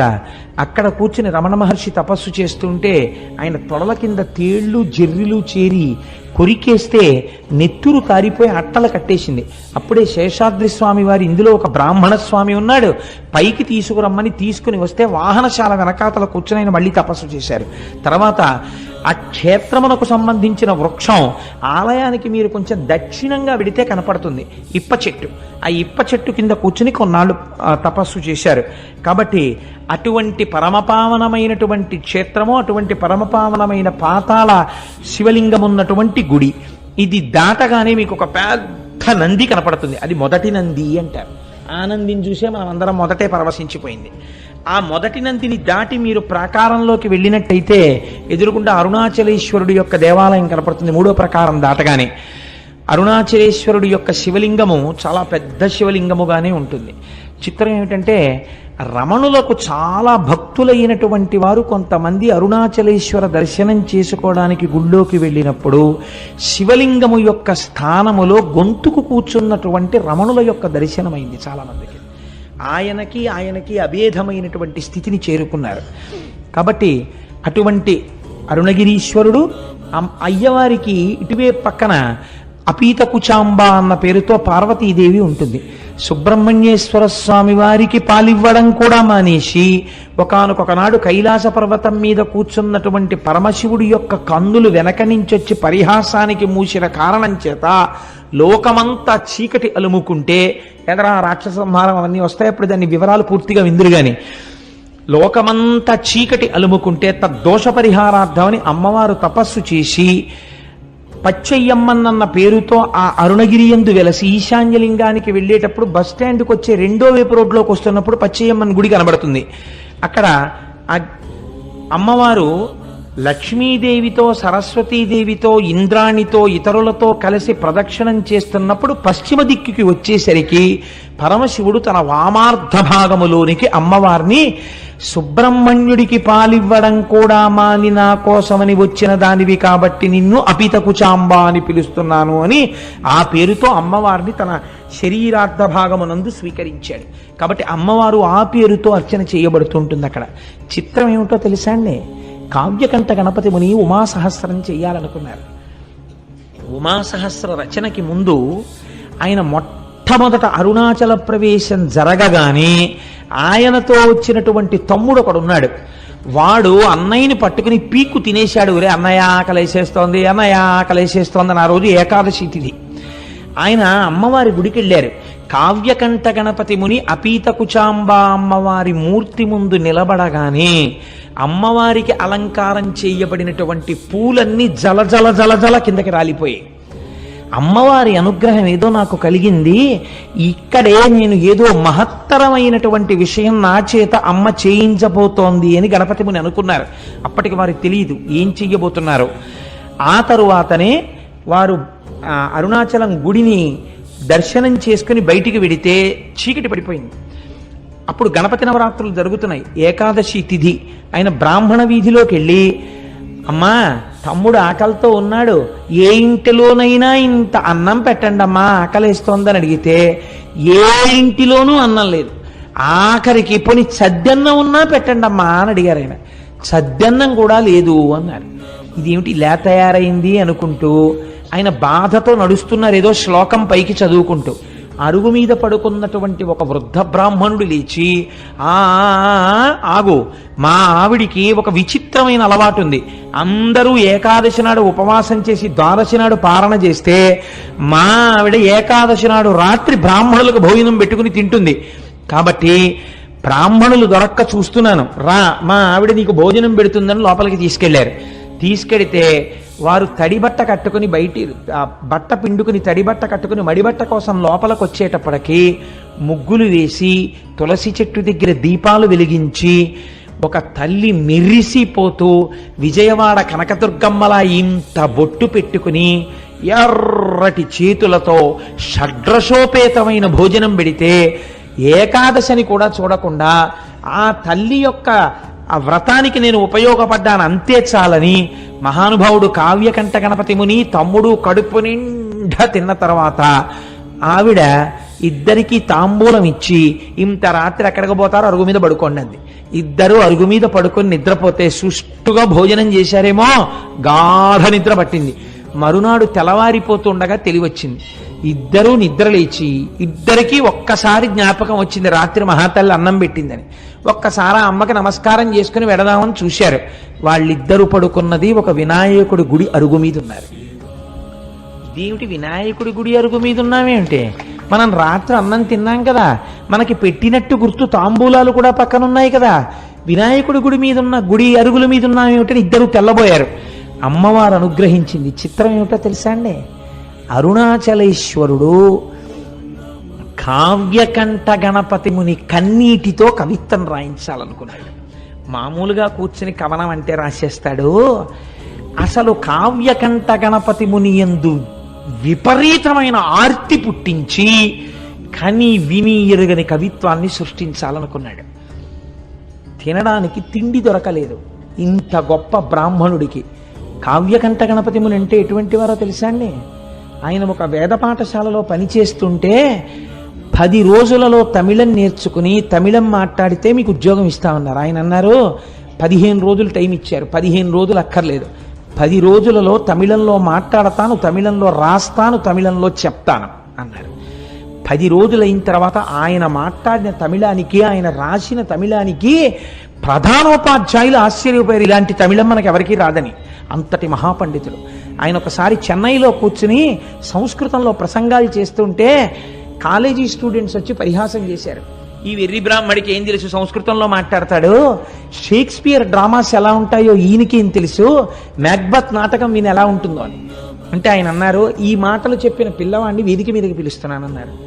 వచ్చి కూర్చో, మ్యాక్బత్ నాటకం చాలా గొప్పదంటున్నావు కదా, షేక్స్పియర్ ఎంత అందమైన ఇంగ్లీష్లో చెప్పాడని నువ్వు అనుకుంటున్నావో ఆ పొయిట్రీ నువ్వు చదువు. ఈయనకు వచ్చా అంత ఇంగ్లీషు, నువ్వు చదువు. అంతకన్నా అందమైన సంస్కృతంలో అది మాట్లాడుతున్నప్పుడు వినేవాళ్ళకి అర్థం కాకపోయినా ఎంత అందంగా ఉంటుందని నువ్వు అంటున్నావో అంతకన్నా అందంగా నేను అదే భావాన్ని సంస్కృతంలో మ్యాక్బత్ నాటకాన్ని చెప్తానన్నారు. తెల్లబోయారు వాళ్ళు, ఎలా చెప్తారు ఈయన అని. ఆ పిల్లవాడు వచ్చి వేదిక మీద కూర్చుని మ్యాక్బత్ నాటకాన్ని ఇంగ్లీష్లో చెప్పాడు. ఇంగ్లీష్లో ఆయన చెప్తుంటే యథాతథంగా అలా వినేసి ఒక చాప్టర్ అయిపోయిన తర్వాత ఆయనకి ఎలా అర్థమయ్యేదో సరస్వతీ కటాక్షం, సంస్కృత భాషలో మ్యాక్బత్ చెప్తుంటే ఆంగ్ల పండితులు కూడా తెల్లబోయారు, అయ్య బాబోయ్ సంస్కృతంలో మ్యాక్బత్ ఇంత అందంగా ఉంటుందా. అది కావ్యకంఠ గణపతి అంటే. ఆయన సామాన్యుడు కాడు, సాక్షాత్ వారణాసిలో డుంఠి గణపతి అనుగ్రహం చేత పుట్టినవాడు. వారి చేత అద్భుతమైన కవిత్వం చెప్పించాలనుకున్నారు అరుణాచలేశ్వరుడు. ఎక్కడికి వెళ్ళినా అన్నం పుట్టలేదు. ఆఖరికి ఇళ్ళకెళ్ళి వారాలు అడిగారు, పోని వారానికి ఒక్కరోజు మీ ఇంటికి వస్తాం భోజనం పెడతారా అని. వారానికి 4 రోజులు దొరికాయి, అది కూడా రోజు విడిచి రోజు రాత్రిళ్ళు భోజనం దొరకలేదు. తమ్ముడు ఆకలో ఆకలో అని ఏడుపు. అరటిపళ్ళు కొనుక్కోరా అని డబ్బివ్వడానికి కానీ లేదు ఆయన దగ్గరే. ఇంత బాధలో ఉంటూ ఆకలి కడుపు మండిపోతుంటే ఈ బాధతో నేను ఎవరినడగనయ్యా, అన్నం లోకానికి అన్నం పెట్టే అన్నపూర్ణ భర్త ఎందుకు ఇలా బాధ పెడుతున్నావు, నా కడుపుకి అన్నం పెట్టవా అని రోజు ఓ శ్లోకం రాసేవారు. ఆయన రాసి అరుణాచలేశ్వరుడి దేవాలయం ముందు నించుని గట్టిగా శ్లోకం చెప్పేవారు. ఆ శ్లోకం ఎంత గొప్పగా ఉంటుందో వినడానికి తిరువన్నామలైలో ఉన్న సంస్కృత పండితులందరూ వచ్చి కూర్చుని వినేవారు. విని అబ్బాయి ఎలా చెప్తున్నాడు రా ఇలాంటి కవిత్వం అనేవారు. చిత్రం ఏమిటో తెలుసా అండి, ఎవ్వరూ ఈ పూట మా ఇంటికి భోజనానికి రమ్మని పిలిచేవారు కాదు, ఉత్తరీయాలు దులుపుకుని వెళ్ళిపోయేవారు. ఈశ్వరాజ్ఞ. వాళ్ళకి అటువంటి మనసు లేక కాదు, అలాంటి మనసు పుట్టకుండా చేశాడు శంకరుడు. అలా తప్పిస్తే తప్ప అటువంటి కవిత్వం రాదని హరస్తుతి అని పేరు పెట్టారు. ఆయన పెట్టి శరన్నవరాత్రులు అయ్యాక మొదలుపెట్టారు. కార్తీక మాసంలో కృత్తికా దీపోత్సవానికి ఒక వారం రోజుల ముందు దాన్ని ఆపారు. చిట్ట చివరి రోజున ఆయన అన్నారు, ఈశ్వర రేపటి రోజున ఇన్నాళ్లుగా నేను చెప్పిన కవిత్వపు ఆఖరి శ్లోకంతో నీకు చెప్తాను. అన్నం పుట్టిందా, పుట్టింది, పుట్టకపోతే నన్ను ఇలా ఉంచాలని నువ్వు అనుకుంటున్నానని కళ్ళంబట నీళ్లు వరదలై కారుతుండగా ఏడుస్తూ ఆ శ్లోకాలు చెప్పారు. అవి వినడానికి భగవాన్ రమణులు కూడా ఆ రోజు దేవాలయానికి వచ్చి కూర్చుని విన్నారు. తెలుసా అండి, ఎప్పుడు ఎక్కడా నిలబడనటువంటి వారు తాను బ్రహ్మజ్ఞానినని తెలిసిపోతుందని ఒక పిచ్చివాళ్ళ తిరిగే శేషాద్రి స్వామి గుళ్ళోకొచ్చి కూర్చుని అరుగెక్కి కూర్చుని విన్నారు ఆ రోజున ఆ కవిత్వాన్ని. ఇటువంటి బ్రహ్మజ్ఞానులు శ్రోతలై ఉండగా కన్నులంబట నీరు కారిపోతూ ఆ హరవిలాసాన్ని ఆయన శ్లోకాలన్నింటినీ చెప్పారు. చెప్పి ఏడిస్తే ఆఖరి శ్లోకం అయిపోగానే ఊళ్ళో ఉన్న పెద్దలందరూ వచ్చి ఆయన కాళ్ళ మీద పడిపోయి మహానుభావ, మీరు మా ఊరు విడిచిపెట్టి వెళ్ళడానికి వీల్లేదు, మా ఊళ్ళో ఉన్న సంస్కృత పాఠశాలలో మీకు అధ్యాపక వృత్తిని ఇస్తున్నాం, మీరు హాయిగా ఇక్కడుండి గొప్ప జీతం ఇస్తాం, మీరు వంట చేసుకోకండి, మా ఇంటికి రండి అంటే మా ఇంటికి రండి అని వీళ్ళకి పిలిచి భోజనాలు పెట్టేవారు. ఇటువంటి కవిత్వం మళ్ళీ రాదు, ఇటువంటి మహాపురుషుడు పుట్టడనేమో. ఈశ్వరుడు అక్కడ అరుణాచలేశ్వరుడు ఆయన చేత ఇది రచింపచేశాడు. 2 అదే కావ్యకంఠ గణపతి ముని మామిడి గుహ అని ఒక గుహ ఉంది. ఆ గుహలో కూర్చుని ఉమాసహస్రం రాస్తున్నారు.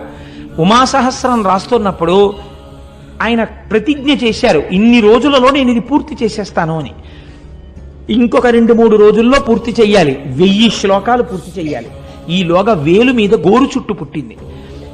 ఎంత బాధ, ఎంత నొప్పి అంటే పెన్ను కూడా ఇలా పట్టుకోలేని స్థితి వచ్చింది. ఆ రోజు రాత్రి పడుకున్నారు. నాకు జ్ఞాపకం ఉన్నంత వరకు నేను ఎప్పుడో చదివాను నాయన పుస్తకాన్ని, ఆ పుణ్యకోటి అనుకుంటాను ఆ వైద్యుడి పేరు. ఆ పుణ్యకోటి అనబడేటటువంటి వైద్యుడి కలలోకి పరమశివుడు వెళ్ళాడు. ఓరి నువ్వు పడుకోవడం కాదు, నీ పేరుకు తగిన వాడవు కా, అదిగో అక్కడ అరుణాచలంలో చూత గుహలో ఒక మహానుభావుడు ఉమాసహస్రం రచిద్దామని కూర్చున్నాడు. వేలు మీద గోరు చుట్టు పుట్టింది, శస్త్రచికిత్స చేసి ఆయనకి స్వస్థత కలిగించని చెప్పాడు. వెతుక్కుంటూ డాక్టర్ గారు ఆపరేషన్ ఎక్విప్మెంట్ అంతా పట్టుకుని కొండెక్కాడు. ఎక్కితే అక్కడ కావ్యకంఠ గణపతి ముని కనపడ్డారు గోరు చుట్టుతో. ఆ గోరు చుట్టు ఆపరేట్ చేశారు. ఇవాళ రాత్రి 12 గంటలకి పూర్తవ్వాలి ఉమాసహస్రం. రాత్రి 9 ఎంతో అయింది. భగవాన్ రమణులు వచ్చి గుహలో ఒక అరుగు మీద పడుకున్నారు. మొదలు పెడితే కవనం వెళ్ళిందండి ఆయనకి 1000 శ్లోకాల ఉమాసహస్రం. ఖచ్చితంగా 12 గంటలు అవడానికి కొద్ది నిమిషాల ముందు ఉమాసహస్రం పూర్తయిపోయింది. ఆశువుగా పూర్తయిపోయిన తర్వాత రమణ మహర్షి లేచారు. లేచి రాసుకున్నావా చెప్పిందంతా అన్నారు. ఆయనే అరుణాచలేశ్వరుడై ఈయన చేత పలికించారు. మీరే పలికించారని గణపతి ముని నిర్ధారించారు. అటువంటి అద్భుతమైన సంఘటనలకు ఆలవాలము అరుణాచలము. మనం ఇవాళ చదువుకుంటున్నటువంటి వాటిల్లో చాలా భాగాలు అరుణాచలేశ్వరుడు, అపీత కుచాంబ వాళ్ళిద్దరి అనుగ్రహంగా వెలగించబడ్డవే. ఆ సుబ్రహ్మణ్యేశ్వర స్వామి వారి యొక్క అనుగ్రహంగా వెలగించబడ్డవే. ఇక్కడే ఒక చిత్రమైనటువంటి విషయాన్ని మీకు విజ్ఞాపన చేస్తాను నేను. వల్లాల గోపురము అని చెప్పి ఒక పెద్ద గోపురం, ఆ లోపలికి వెడుతున్నప్పుడు తూర్పు గోపురాన్ని దాటి వెళుతున్నప్పుడే ఈ కిలి గోపురం అందులోనే ఉంది అని ఈ చిలుక. ఆ రాజు ఈ వల్లాల రాజు గారికి మల్లమాదేవి, సల్లమాదేవి అని 2 భార్యలు.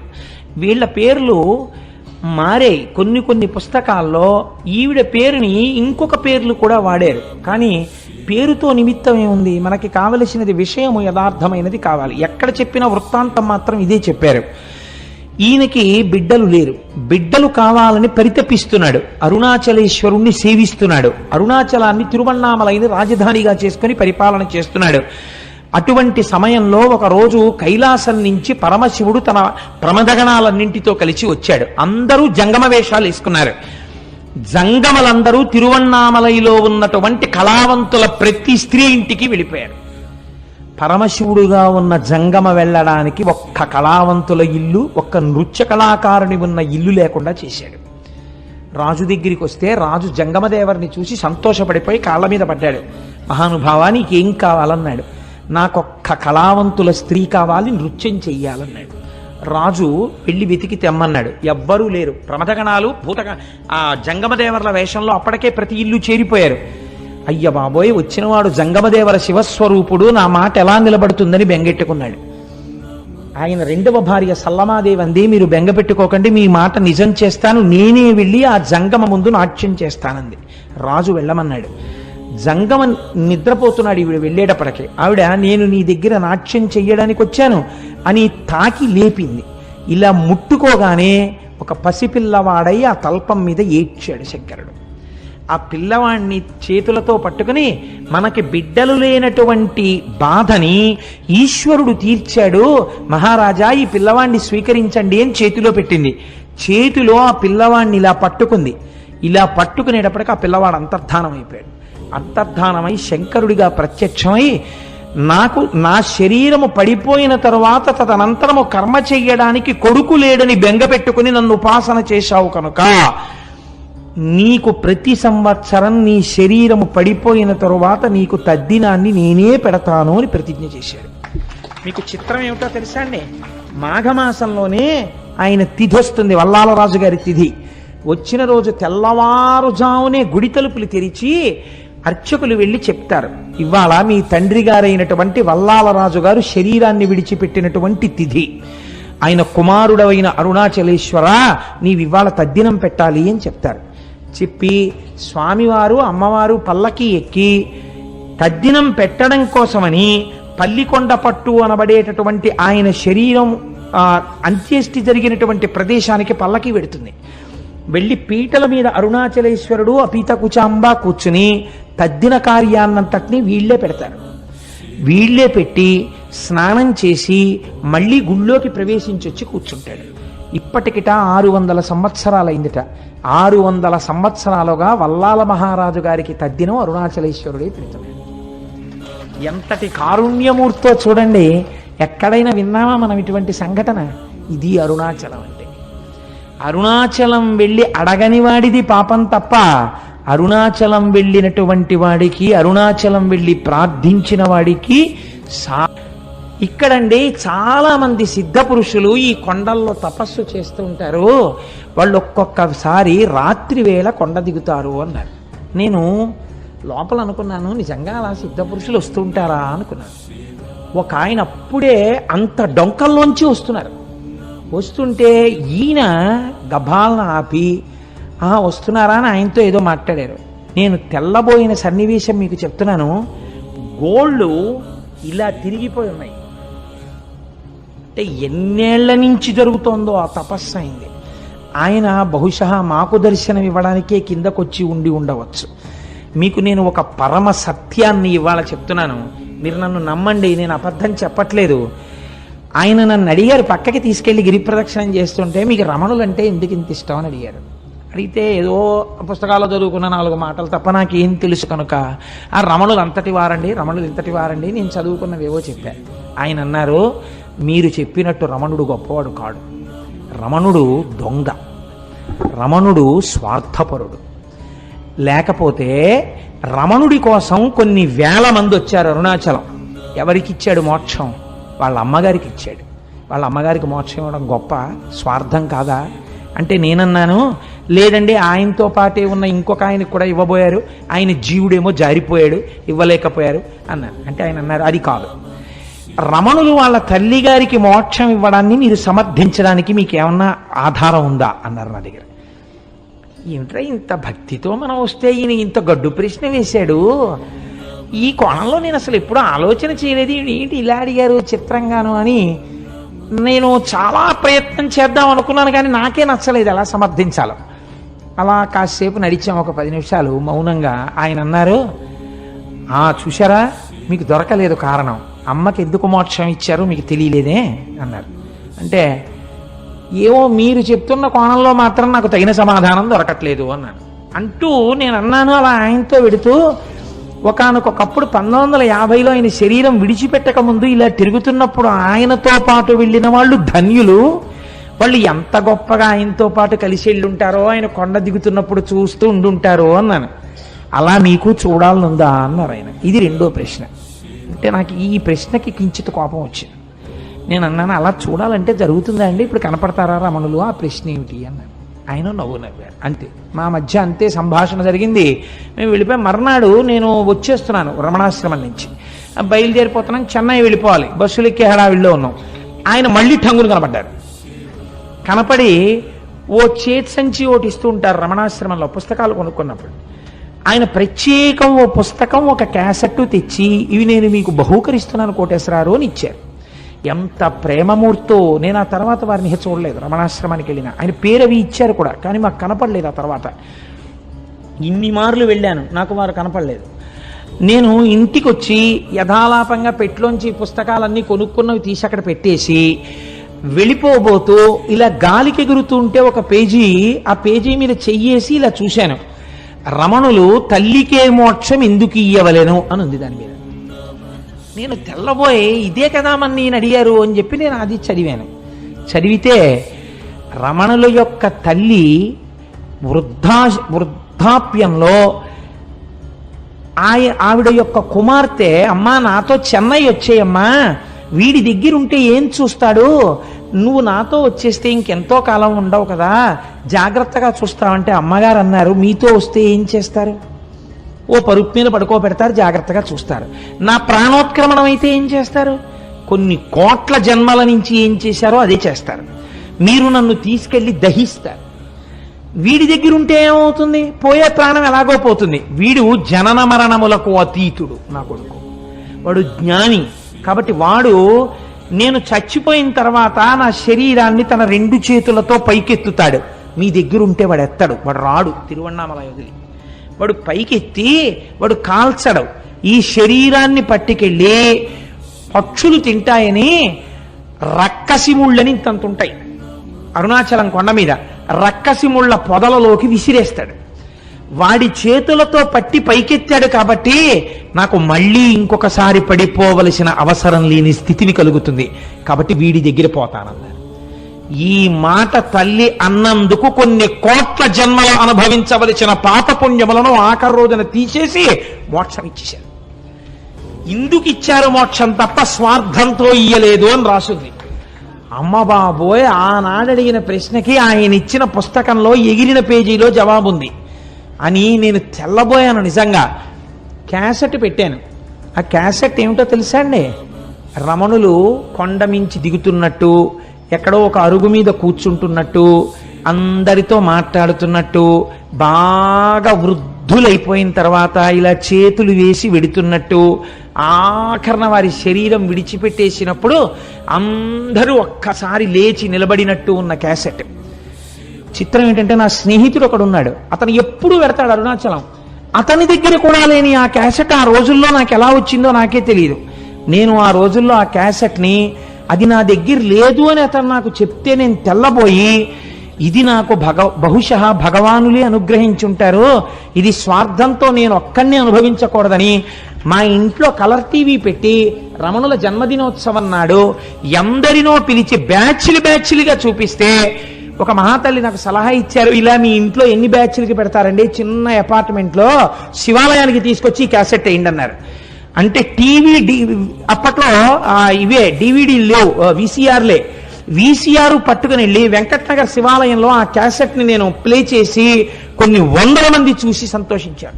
బహుశా మీరు చూశారేమోనమ్మా. అన్నీ అరుణాచల అనుబంధంలో రమణులే అనుగ్రహించారు కనుక ఆ అరుణాచలం అంత గొప్ప అరుణాచలం. కాబట్టి చూడండి, నేను మీకు ఎందుకు విజ్ఞాపన చేశాను అంటే, ఆ కొండ సామాన్యమైన కొండ కాదు. శివుడు అక్కడ స్థూల రూపంలో ఉన్నాడు, కొండగా ఉన్నాడు. అరుణాచలేశ్వరుడి దేవాలయమునందు శివలింగముగా ఉన్నాడు. అదే అరుణాచలం కొండ మీద దక్షిణామూర్తిగా ఇప్పటికీ ఉన్నాడు అని అంటారు. ఎందుచేతనంటే, రమణ మహర్షి యొక్క శిష్యులు కొంతమంది అరుణాచలం కొండ శిఖరాల మీద కూర్చుని ఉండగా వారికి పాదుకలతో నడిచి వెళ్ళిపోతున్నటువంటి చప్పుళ్ళు వినపడ్డాయి. నేను సరిగ్గా చెప్పి ఉంటే పేరు, నాకు ఆ పేర్లు సరిగ్గా జ్ఞాపకం ఉండవు. చాడ్విక్ అనుకుంటాను, రమణుల శిష్యుల్లో ఒక ఆవిడ. ఆ చాడ్విక్ అన్నావిడ ఒకసారి అరుణాచల శిఖరం మీద కూర్చుని ఒక ప్రదోష వేళలో ఆవిడేదో సంగీతంలో ఉండేటటువంటి రాగముల గురించి ఆలోచన చేస్తూ పాడుకుంటున్నారు. అపురూపమైనటువంటి రాగాలు కొన్ని ఆ అరుణాచలం కొండల్లోంచి వినపడ్డాయి. ప్రదోష వేళలో పరమశివుడు దక్షిణామూర్తిగా కూర్చుని ఉంటే ఇప్పటికీ అనేక మంది దేవకాంతల ఆయన ముందు నాట్యం చేస్తూ గంధర్వగానం చేస్తారని ఆవిడ దాన్ని రికార్డ్ చేశారు. రికార్డింగ్ అవుతుందేమో చూద్దామని రికార్డ్ చేసి రమణుల దగ్గరికి తీసుకొచ్చి ఆన్ చేస్తే ఆ సంగీతం రికార్డ్ అయి వినపడింది. అరుణాచలం అంత పరమపావనమైన క్షేత్రం. ఇప్పటికీ దక్షిణామూర్తిగా పరమశివుడు దాని యందు కూర్చుని ఉన్నాడు అని పెద్దలు విశ్వసిస్తారు. అటువంటి అరుణాచలంలో ఒక మహానుభావుడు, కాళ్ళు ఉండేవి కావాయనికి, ఆయన అరుణగిరికి ప్రదక్షిణం చేద్దామని కేవలం పిరుదుల మీద డేకుతూ వెడుతున్నాడు. వెడుతుంటే చచ్చు పడిపోయినటువంటి కాళ్ళు తిరిగి సత్తువని పొంది ఆయనకి కాళ్ళు వచ్చాయి. అరుణాచల ప్రదక్షిణం, అరుణగిరి ప్రదక్షిణం అంత గొప్పది. అలాగే ఒకానొకప్పుడు ఒక సంపన్నురాలు తిరువణ్ణామలై రైల్వే స్టేషన్లో దిగి ఒక పెళ్లికి వెళ్ళడం కోసమని తిరువణ్ణామలై వచ్చి ఒక జట్కా మాట్లాడుకుని వెడుతుంటే ఆ జట్కా వాడు ఆ కొండలలోకి అరణ్యంలోకి తీసుకుపోతున్నాడు. ఆవిడ, ఇదేమిటి ఇలా తీసుకెడుతున్నావు అంటే, నోరు విప్పితే చంపేస్తానన్నాడు. భగవానుడు ఇక్కడే కొండ రూపంలో ఉన్నాడు, నన్ను రక్షిస్తాడని ఆవిడ జట్కాలో కూర్చుని అరుణాచల శివ, అరుణాచల శివ, అరుణాచల శివ అని 3 మాటలు అన్నారు. అనేసరికి పెద్ద పెద్ద టార్చ్ లైట్లు వేసుకుని ఒక పోలీస్ టీం ఒకటి అక్కడికి వచ్చింది. వచ్చి వెంటనే ఈ దొంగని పట్టుకుని దేహశుద్ధి చేసి ఆవిడ్ని కారు ఎక్కించుకుని పెళ్లి జరగవలసిన కళ్యాణ మంటపం దగ్గరికి తీసుకెళ్లి ఆవిడ్ని విడిచిపెట్టారు. ఆవిడ మహాసంపన్నురాలు, చదువుకున్నది. నన్ను ఇంత రక్షించారు కనుక మీ నెంబర్స్ ఇవ్వండి, మీ బ్యాడ్జ్ నెంబర్స్, రేపు మీ పోలీస్ స్టేషన్లో నేను కొంత అమౌంట్ ఇచ్చి మీకు క్యాష్ అవార్డు ఇమ్మని వచ్చి నేను మీకు బహూకరిస్తానని చెప్పి ఆవిడ నెంబర్స్ తీసుకున్నారు. తీసుకున్న రాత్రి పెళ్లికి అటెండ్ అయ్యి మర్నాడు తన బంధువులతో కలిసి పోలీస్ స్టేషన్కి వెళ్ళి, నిన్న రాత్రి నన్ను కొంతమంది పోలీసులు రక్షించారు, వాళ్ళ నెంబర్లు ఇవి, వాళ్ళకి క్యాష్ అవార్డు ఇవ్వండి అని చెప్పి ఆవిడ ఇస్తే, తమిళనాడు పోలీసు సర్వీస్లో ఈ నెంబర్లు ఉన్న పోలీసులు లేరమ్మా, ఈ నెంబర్లు లేవని చెప్పారు. పరమశివుడే ఆ రూపంతో వచ్చి ఆవిడ్ని రక్షించాడు ఆ రోజున. అలాగే ఎంతమందికో మహానుభావుడు ఒకానొక సమయంలో ఒక ఆంగ్లేయుడు, ఆయన బూటు లేకపోతే అడుగు తీసి అడుగు వెయ్యలేడు. అటువంటి వాడు బూట్లతో ప్రదక్షిణం చేద్దామని వెడుతుంటే బూటు చిరిగిపోయింది. కటిక చీకటి, బూటు కుట్టేవాడు లేడు. కుట్టేవాడు లేక నేను ఎలా రక్షింపబడతానని భగవాన్ రమణులు చెప్తుంటారు. అరుణాచల ఈశ్వరుడే కాపాడుతుంటాడని అరుణాచల శివ అరుణాచల శివ అరుణాచల శివ అంటూ నించున్నారు. ఎక్కడి నుంచి వచ్చాడో అంతలో చెప్పులు కుట్టేవాడు వచ్చి, అయ్యా మీ బూటు కుట్టనా అండి అని కుట్టేసి ఆయన అలా ఉండిపోయాడు. అంతే, ఆ అరణ్యంలోంచి అరుణాచలంలోకి వెళ్ళిపోయాడు. ఆయన బూట్లు కుట్టి వెళ్ళాడు, ఆ బూట్లతో ఆయన గిరి ప్రదక్షిణం చేశాడు. ఇలా ఎంతమందో ఎన్ని రకాలుగానో ఆ అరుణాచల గిరి ప్రదక్షిణంలో అనుభూతులను పొందారు. నేనైతే మీకు ఒకటి మనవి చేస్తాను. ఇప్పటికీ అరుణాచలంలో మనకు ఒక ఆశ్చర్యమైన సంఘటన కనపడుతుంది. మీకు ఏ దేవాలయంలో ఎవ్వరూ కూడా 5 పైసలు వెయ్యండి అని అడగారు. నాకు ఇప్పటికీ చాలా ఆశ్చర్యంగా ఉంటుంది. 150 మంది వెళ్ళామనుకోండి, సాధారణంగా వాళ్ళు ఏమనుకుంటారు, 150 మంది వచ్చారు మీ గోత్రనామాలు చెప్పండి అనాలి. వాళ్ళు అనరు. వాళ్ళు మీరు పళ్ళెల్లో ఏం వేస్తారని అడగరు. వాళ్ళందరికీ చేతిలో చిటికిడి చిటికిడి చిటికిడి చిటికిడి విభూతి పెట్టేస్తారు. నమస్కారం పెట్టుకుని వెళ్ళిపోతుంటే ఇదే వీళ్ళు అసాధ్యం కూడా ఇంతమంది వచ్చారో రూపాయి లేదని వాళ్ళు అనరు. అర్ధరాత్రి 1 గంటకి 2 గంటలకి ఒకే ఒక విదేశీ వనిత వర్షం పడుతుంటే అరుణాచలానికి గిరి ప్రదక్షిణం చేస్తూ వెళ్ళిపోతూ ఉంటుంది.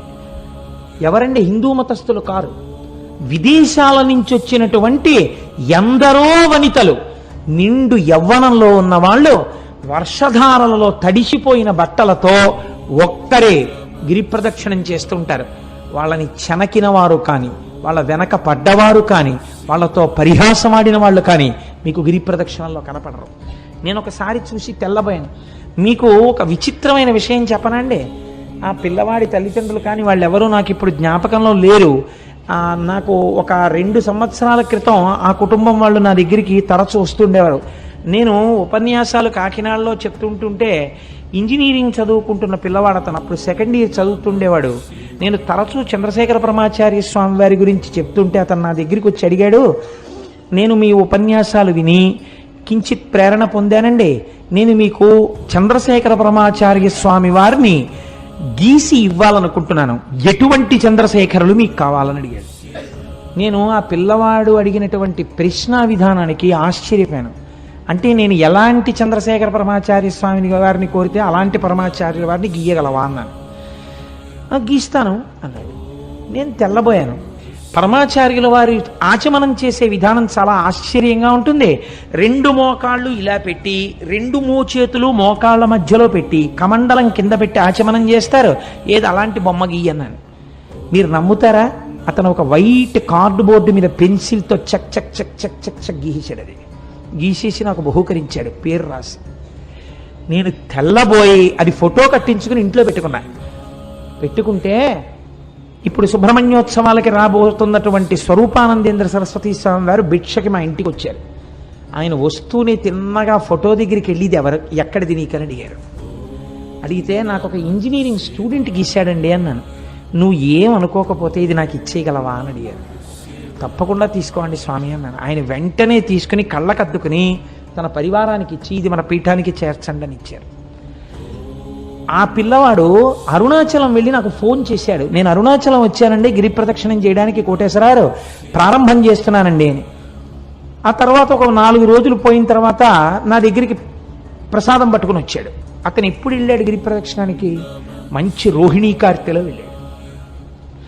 వెళ్ళి తెలియక చిన్నపిల్లవాడు కదా, విని విని విని విని ఉన్నాడు. ఆ భక్తి పెంచేసుకున్నాడు. ఉదయం 8 గంటలకు బయలుదేరాడు. ఆది అన్నామలై దేవాలయం దగ్గరికి వెళ్ళేటప్పటికి 11 అయింది. అరికాళ్ళన్నీ బొబ్బలెక్కిపోయాయి. ఇంకా కాలు ఇలా పడలేదు. అయ్యయ్యో, నేను ఇంత పూనికతో వచ్చాను, నేను ప్రదక్షిణం చెయ్యలేనా అని ఒక చెట్టు కింద కూర్చుని ఏడ్చాట. ఆ ఏడవడమే క్షణం ఆకాశం అంతా మేఘాలు పట్టి వర్షం ధారల కింద పడిపోయి చల్లబడిపోతే అతను గిరి ప్రదక్షిణం చేసి నాకు అరుణాచలం నుంచే ఫోన్ చేశాడు. నేను ఇటువంటి అనుభూతిని పొందాను కోటేశ్వరారు, ప్రసాదం పట్టుకుని మీ ఇంటికి వస్తున్నానని నాకు పట్టుకొచ్చి ప్రసాదం ఇచ్చాడు. తరచు నా దగ్గరికి వస్తుండేవాడు ఆ కుర్రవాడు. తర్వాత ఉద్యోగం వచ్చినప్పుడో ఎప్పుడో కూడా నా దగ్గరికి వచ్చాడు. నా దగ్గరికి నేను కొంచెం వచ్చేవాళ్ళని ఎందుకు అనాలి, నాకే జ్ఞాపక శక్తి తక్కువ, గుర్తుండదు. ఇప్పుడు పాపం ఎక్కడికి వెళ్తున్నానని చెప్పాడో, ఎక్కడ ఉద్యోగానికి వెళ్ళాడో. కానీ ఆ పిల్లవాడు ఈ పరమ పవిత్రమైన ఉపన్యాసంలో స్మరింపబడడం చేత అతని జీవితం ఈశ్వరుడి చేత చక్కగా రక్షింపబడుతుంది. కాబట్టి నాకే ఎన్ని అనుభూతులు ఉన్నాయో అరుణాచల క్షేత్రంతో, తెలిసి తెలియని నేను 4 మాటలు చెప్తే నమ్మి వెళ్ళిన వాళ్ళు భక్తి వలన ఎన్ని అనుభవించారో అరుణాచల క్షేత్రంలో. కాబట్టి ఆ అరుణాచలం కొండయందు నమ్మకం పెట్టుకొని ఆ అరుణాచలం వెళ్ళి మీరు ఆ కొండల కింద చూస్తుంటే ఎన్ని తీర్థాలు కనపడతాయో, ఎన్ని చెరువులు కనపడతాయో. చిత్రం ఏమిటో తెలుసా అండి, అరుణాచలానికి ఏకకాలమునందు ప్రదక్షిణం చేస్తారు. ఒకటి మనుష్యులు చేసేటప్పుడు ఎడం పక్క నుంచి తిరుగుతారు, దేవతలు కుడి పక్క నుంచి వస్తారు. అందుకే వాళ్ళకి అడ్డెళ్ళకూడదని చెప్పి అటు వెళ్ళొద్దంటారు కుడి పక్కకి. అరుణాచలగిరి ప్రదక్షిణం చేసేటప్పుడు ఒక మర్యాద ఉంది శాస్త్రంలో. మనంతట మనం తగిలించుకోవడం కాదు, నిజంగా బాగా భక్తులని రుజువేమి అంటే, ఎవరైనా గిరి ప్రదక్షిణం చేసేటటువంటి సమయంలో ఒకవేళ వాళ్ళ యొక్క కాలు కానీ వేలు కానీ తెగి నెత్తురు ధారలై కారితే వేరొకరికి ఆ రక్తధారని ఆపే అధికారము లేదు. సాక్షాత్తు శ్రీ మహాలక్ష్మి వచ్చి తన పట్టు చీర కొంగు చింపి కట్టుకడుతుంది అని ప్రమాణం. ఇది ఎంత నిజమో మీకు చెప్పనండి. నేను ముత్యాల సత్యనారాయణ ఇక్కడే ఉన్నాడు, మాతో హరిప్రసాద్ గారని డిప్యూటీ మేనేజర్ క్వాలిటీ కంట్రోల్ చేశారు మాకు. ఇవాళ పొద్దున్న కూడా వారు నాకు ఫంక్షన్లో కనబడ్డారు. ఆయన మొదటిసారి అరుణాచలం వచ్చారు భార్యతో, గిరి ప్రదక్షిణం చేస్తున్నారు. ఇలా గుళ్ళోకి వెళ్ళి బయటికి వస్తున్నారు ప్రదక్షిణం చేస్తూ. అసలు అంత దెబ్బ తగిలే అవకాశం లేదండి. ఆవిడ కాలు వేలు తెగిపోయి నెత్తురు కారింది, పెద్ద మడుగు కట్టింది, అంత రక్తం కారిపోయింది. అడిగిపోయాడు మా సత్యనారాయణ. ఇప్పటికీ నాతో మొన్న కూడా అన్నారు హరిప్రసాద్ గారు, నేను ఆశ్చర్యపోయేది కోటేశ్వరరావు, నేను ఎంత ప్రయత్నించాగని రక్తధార ఎక్కడి నుంచి వచ్చిందోనయ్యా. ఓ పెద్ద ఆవిడ కొండలోంచి పరుగు పరుగున వచ్చింది, వచ్చి ఉండవయా అని గబక్క లోపలికెళ్ళి 4 ఆకులు తీసుకొచ్చి పిండిందిలాగా, పిండగానే రక్తం కట్టేసింది. ఆవిడ కొంగు చింపి కట్టు కట్టిందయా. ఎంత ఆశ్చర్యం. డాక్టర్ దగ్గరికి తీసుకెళ్తే ఏ కలేరు తగ్గిపోతుందని కుట్లేసాడు, తగ్గిపోయింది. ఎంత చిత్రం అన్నారు. అయ్యా మీరు ఎంత భాగ్యవంతులండి, మీ ఆవిడ ఎంత పుణ్యం చేసుకున్నదో, ఎంత మంచి హృదయమో. కాకపోతే ఆవిడికి లక్ష్మీదేవే కట్టు కట్టిందండి. మీరు నమ్మండి, స్కాంద పురాణం అలా చెప్పిందని చెప్పాను నేను. ఏం సత్యనారాయణ నిజమా కదా, లేచి నిలబడి చెప్పు, లేకపోతే నేను అబద్ధం చెప్పాను అనుకుంటారు. నిజమా కాదా, కూర్చో అంటే ఏమిటి, నువ్వు వెళ్ళిన ఈ పాటికే నీకు ఇన్ని అనుభవాలు ఉన్నాయని మీరు అనుకుంటారేమో అన్న భయం. ఇవన్నీ నేనేదో చెప్పేస్తున్నాడు, ఏదో చెప్పమన్నాం కదా అని వీడు చాలా చెప్పేస్తున్నాడు రో, ఇంకా నమ్మచ్చా నమ్మకూడదా అనుకుంటారేమో నా భయం. అందుకని సాక్ష్యాలు ప్రవేశపెట్టాను. కాబట్టి అరుణాచలం అరుణాచలమే, దాని పేరే అరుణాచలము. అచలము అంటే కదలని వాడు, కదలనిది అంటే జ్ఞానము. ఎప్పుడు తనలో తాను రవించేటటువంటి పరమేశ్వరుడు అచలుడై ఉంటాడు. అరుణము, అరుణము అంటే ఎర్రనిది, కారుణ్యమూర్తి, అపారమైన దయ కలిగినది అమ్మ. అమ్మ అయ్య కలిసినదే అరుణాచలము కొండ. కాదు కాదు, అరుణాచలంలో ఉన్నటువంటి శిలలను తీసుకెళ్లి అమెరికా సంయుక్త రాష్ట్రాల్లో ఉన్న శాస్త్రవేత్తలు అక్కడ ఉండే ప్రయోగశాలలో పరిశీలన చేశారు. చేస్తే వాళ్ళు అన్నారు, ఈ అరుణాచలం కొండ హిమాలయ పర్వతాల కన్నా ముందుది.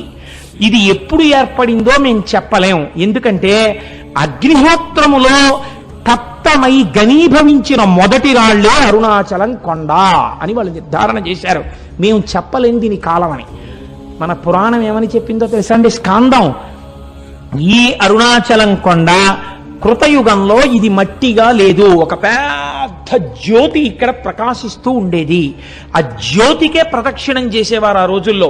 ఉపాసనా బలం అలా ఉండేది. కాబట్టి రాను రాను రాను రాను ఉపాసనా బలం తగ్గిపోయి శరీరములు ఆ శక్తిని తట్టుకోలేని స్థితి వస్తే ఒక్కొక్క యుగంలో ఆ కొండ ఒక్కొక్క రూపుని మార్చింది. ఆ కొండ త్రేతాయుగంలో బంగారు పర్వతమైనది. బంగారు పర్వతానికి ప్రదక్షిణం చేసేవారు. ద్వాపర యుగం వచ్చేసరికి ఆ కొండ రాగి పర్వతమైనది. కలియుగం వచ్చేసరికి అది శిలారూపమును దాల్చినది. కానీ ఇప్పటికీ అది యథార్థమునకు అగ్నియే. ఆ అగ్నియే పంచభూతములలో అగ్నిలింగము, లింగము. అందుకే ఒకసారి అరుణాచలంలోకి ప్రవేశిస్తే చాలు, వాళ్ళ ఖాతాలో జీవనయాత్ర యందు అరుణాచల ప్రవేశమునకు పూర్వము, అరుణాచల ప్రవేశమునకు తదుపరి అని రెండుగా విడదీసి శాస్త్రం మర్యాద చూపిస్తుందని మన వాళ్ళు ఆ అరుణాచల గిరి ప్రదక్షిణం గురించి అంత గొప్పగా మాట్లాడతారు. అటువంటి రమణాశ్రమానికి మీరు వెడితే నేను ఒక్క మాట చెప్పకపోతే నేను పొరపాటు చేసిన వాడిని అవుతాను. ఇవాల్టి రోజున మన మత వైభవం ఏమిటో మనకి తెలియదు, మన సనాతన ధర్మము యొక్క గొప్పతనం ఏమిటో మనకి తెలియదు. మన సనాతన ధర్మము గురించి మనం వెలితి మాటలు మాట్లాడతాం, ఏకి మాటలు మాట్లాడతాం. మీరు ఇవాళ రమణాశ్రమానికి వెళ్ళి చూడండి, శేషాద్రి స్వామి కాటేజెస్ దగ్గరికి వెళ్ళి చూడండి.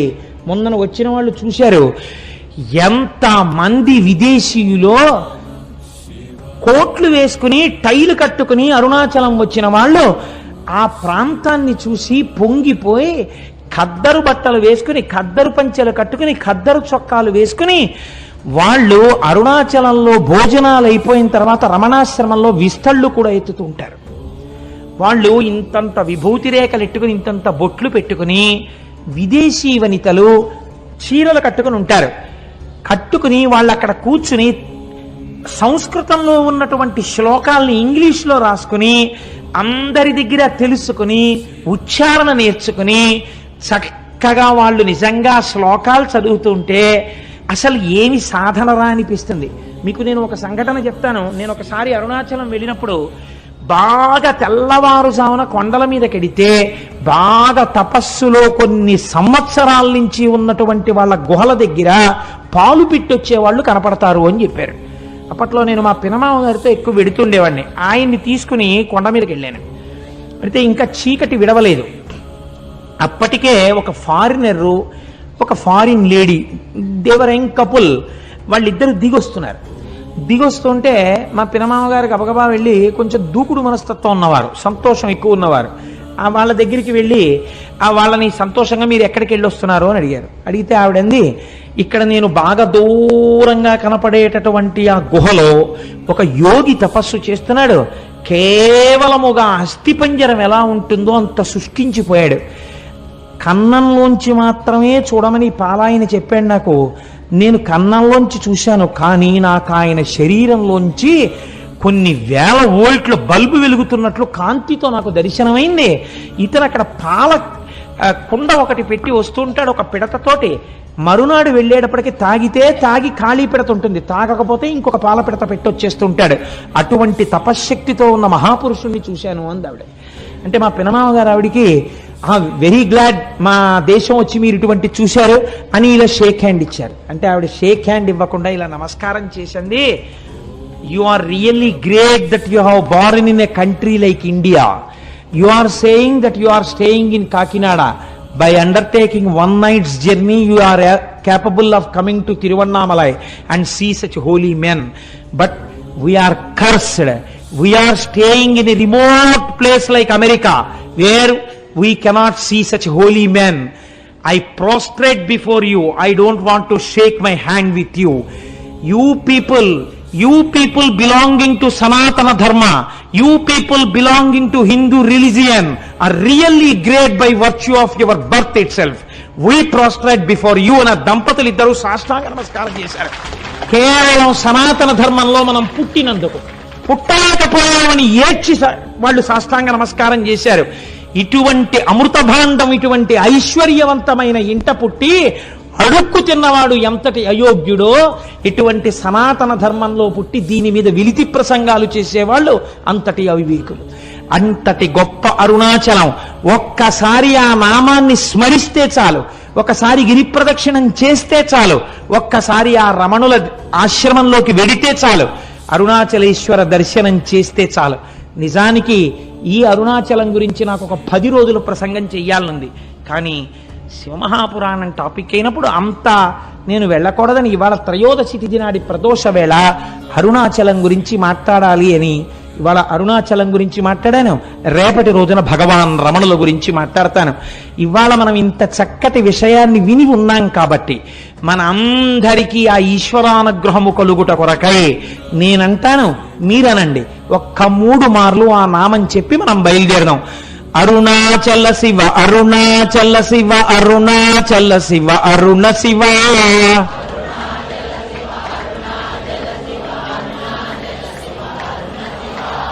అరుణాచల శివ అరుణాచల శివ అరుణాచల శివ అరుణ శివ.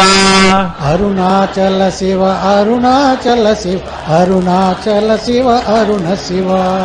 అరుణాచల శివ అరుణాచల శివ అరుణాచల శివ అరుణ శివ. అరుణాచల శివ అరుణాచల శివ అరుణాచల శివ అరుణ శివ.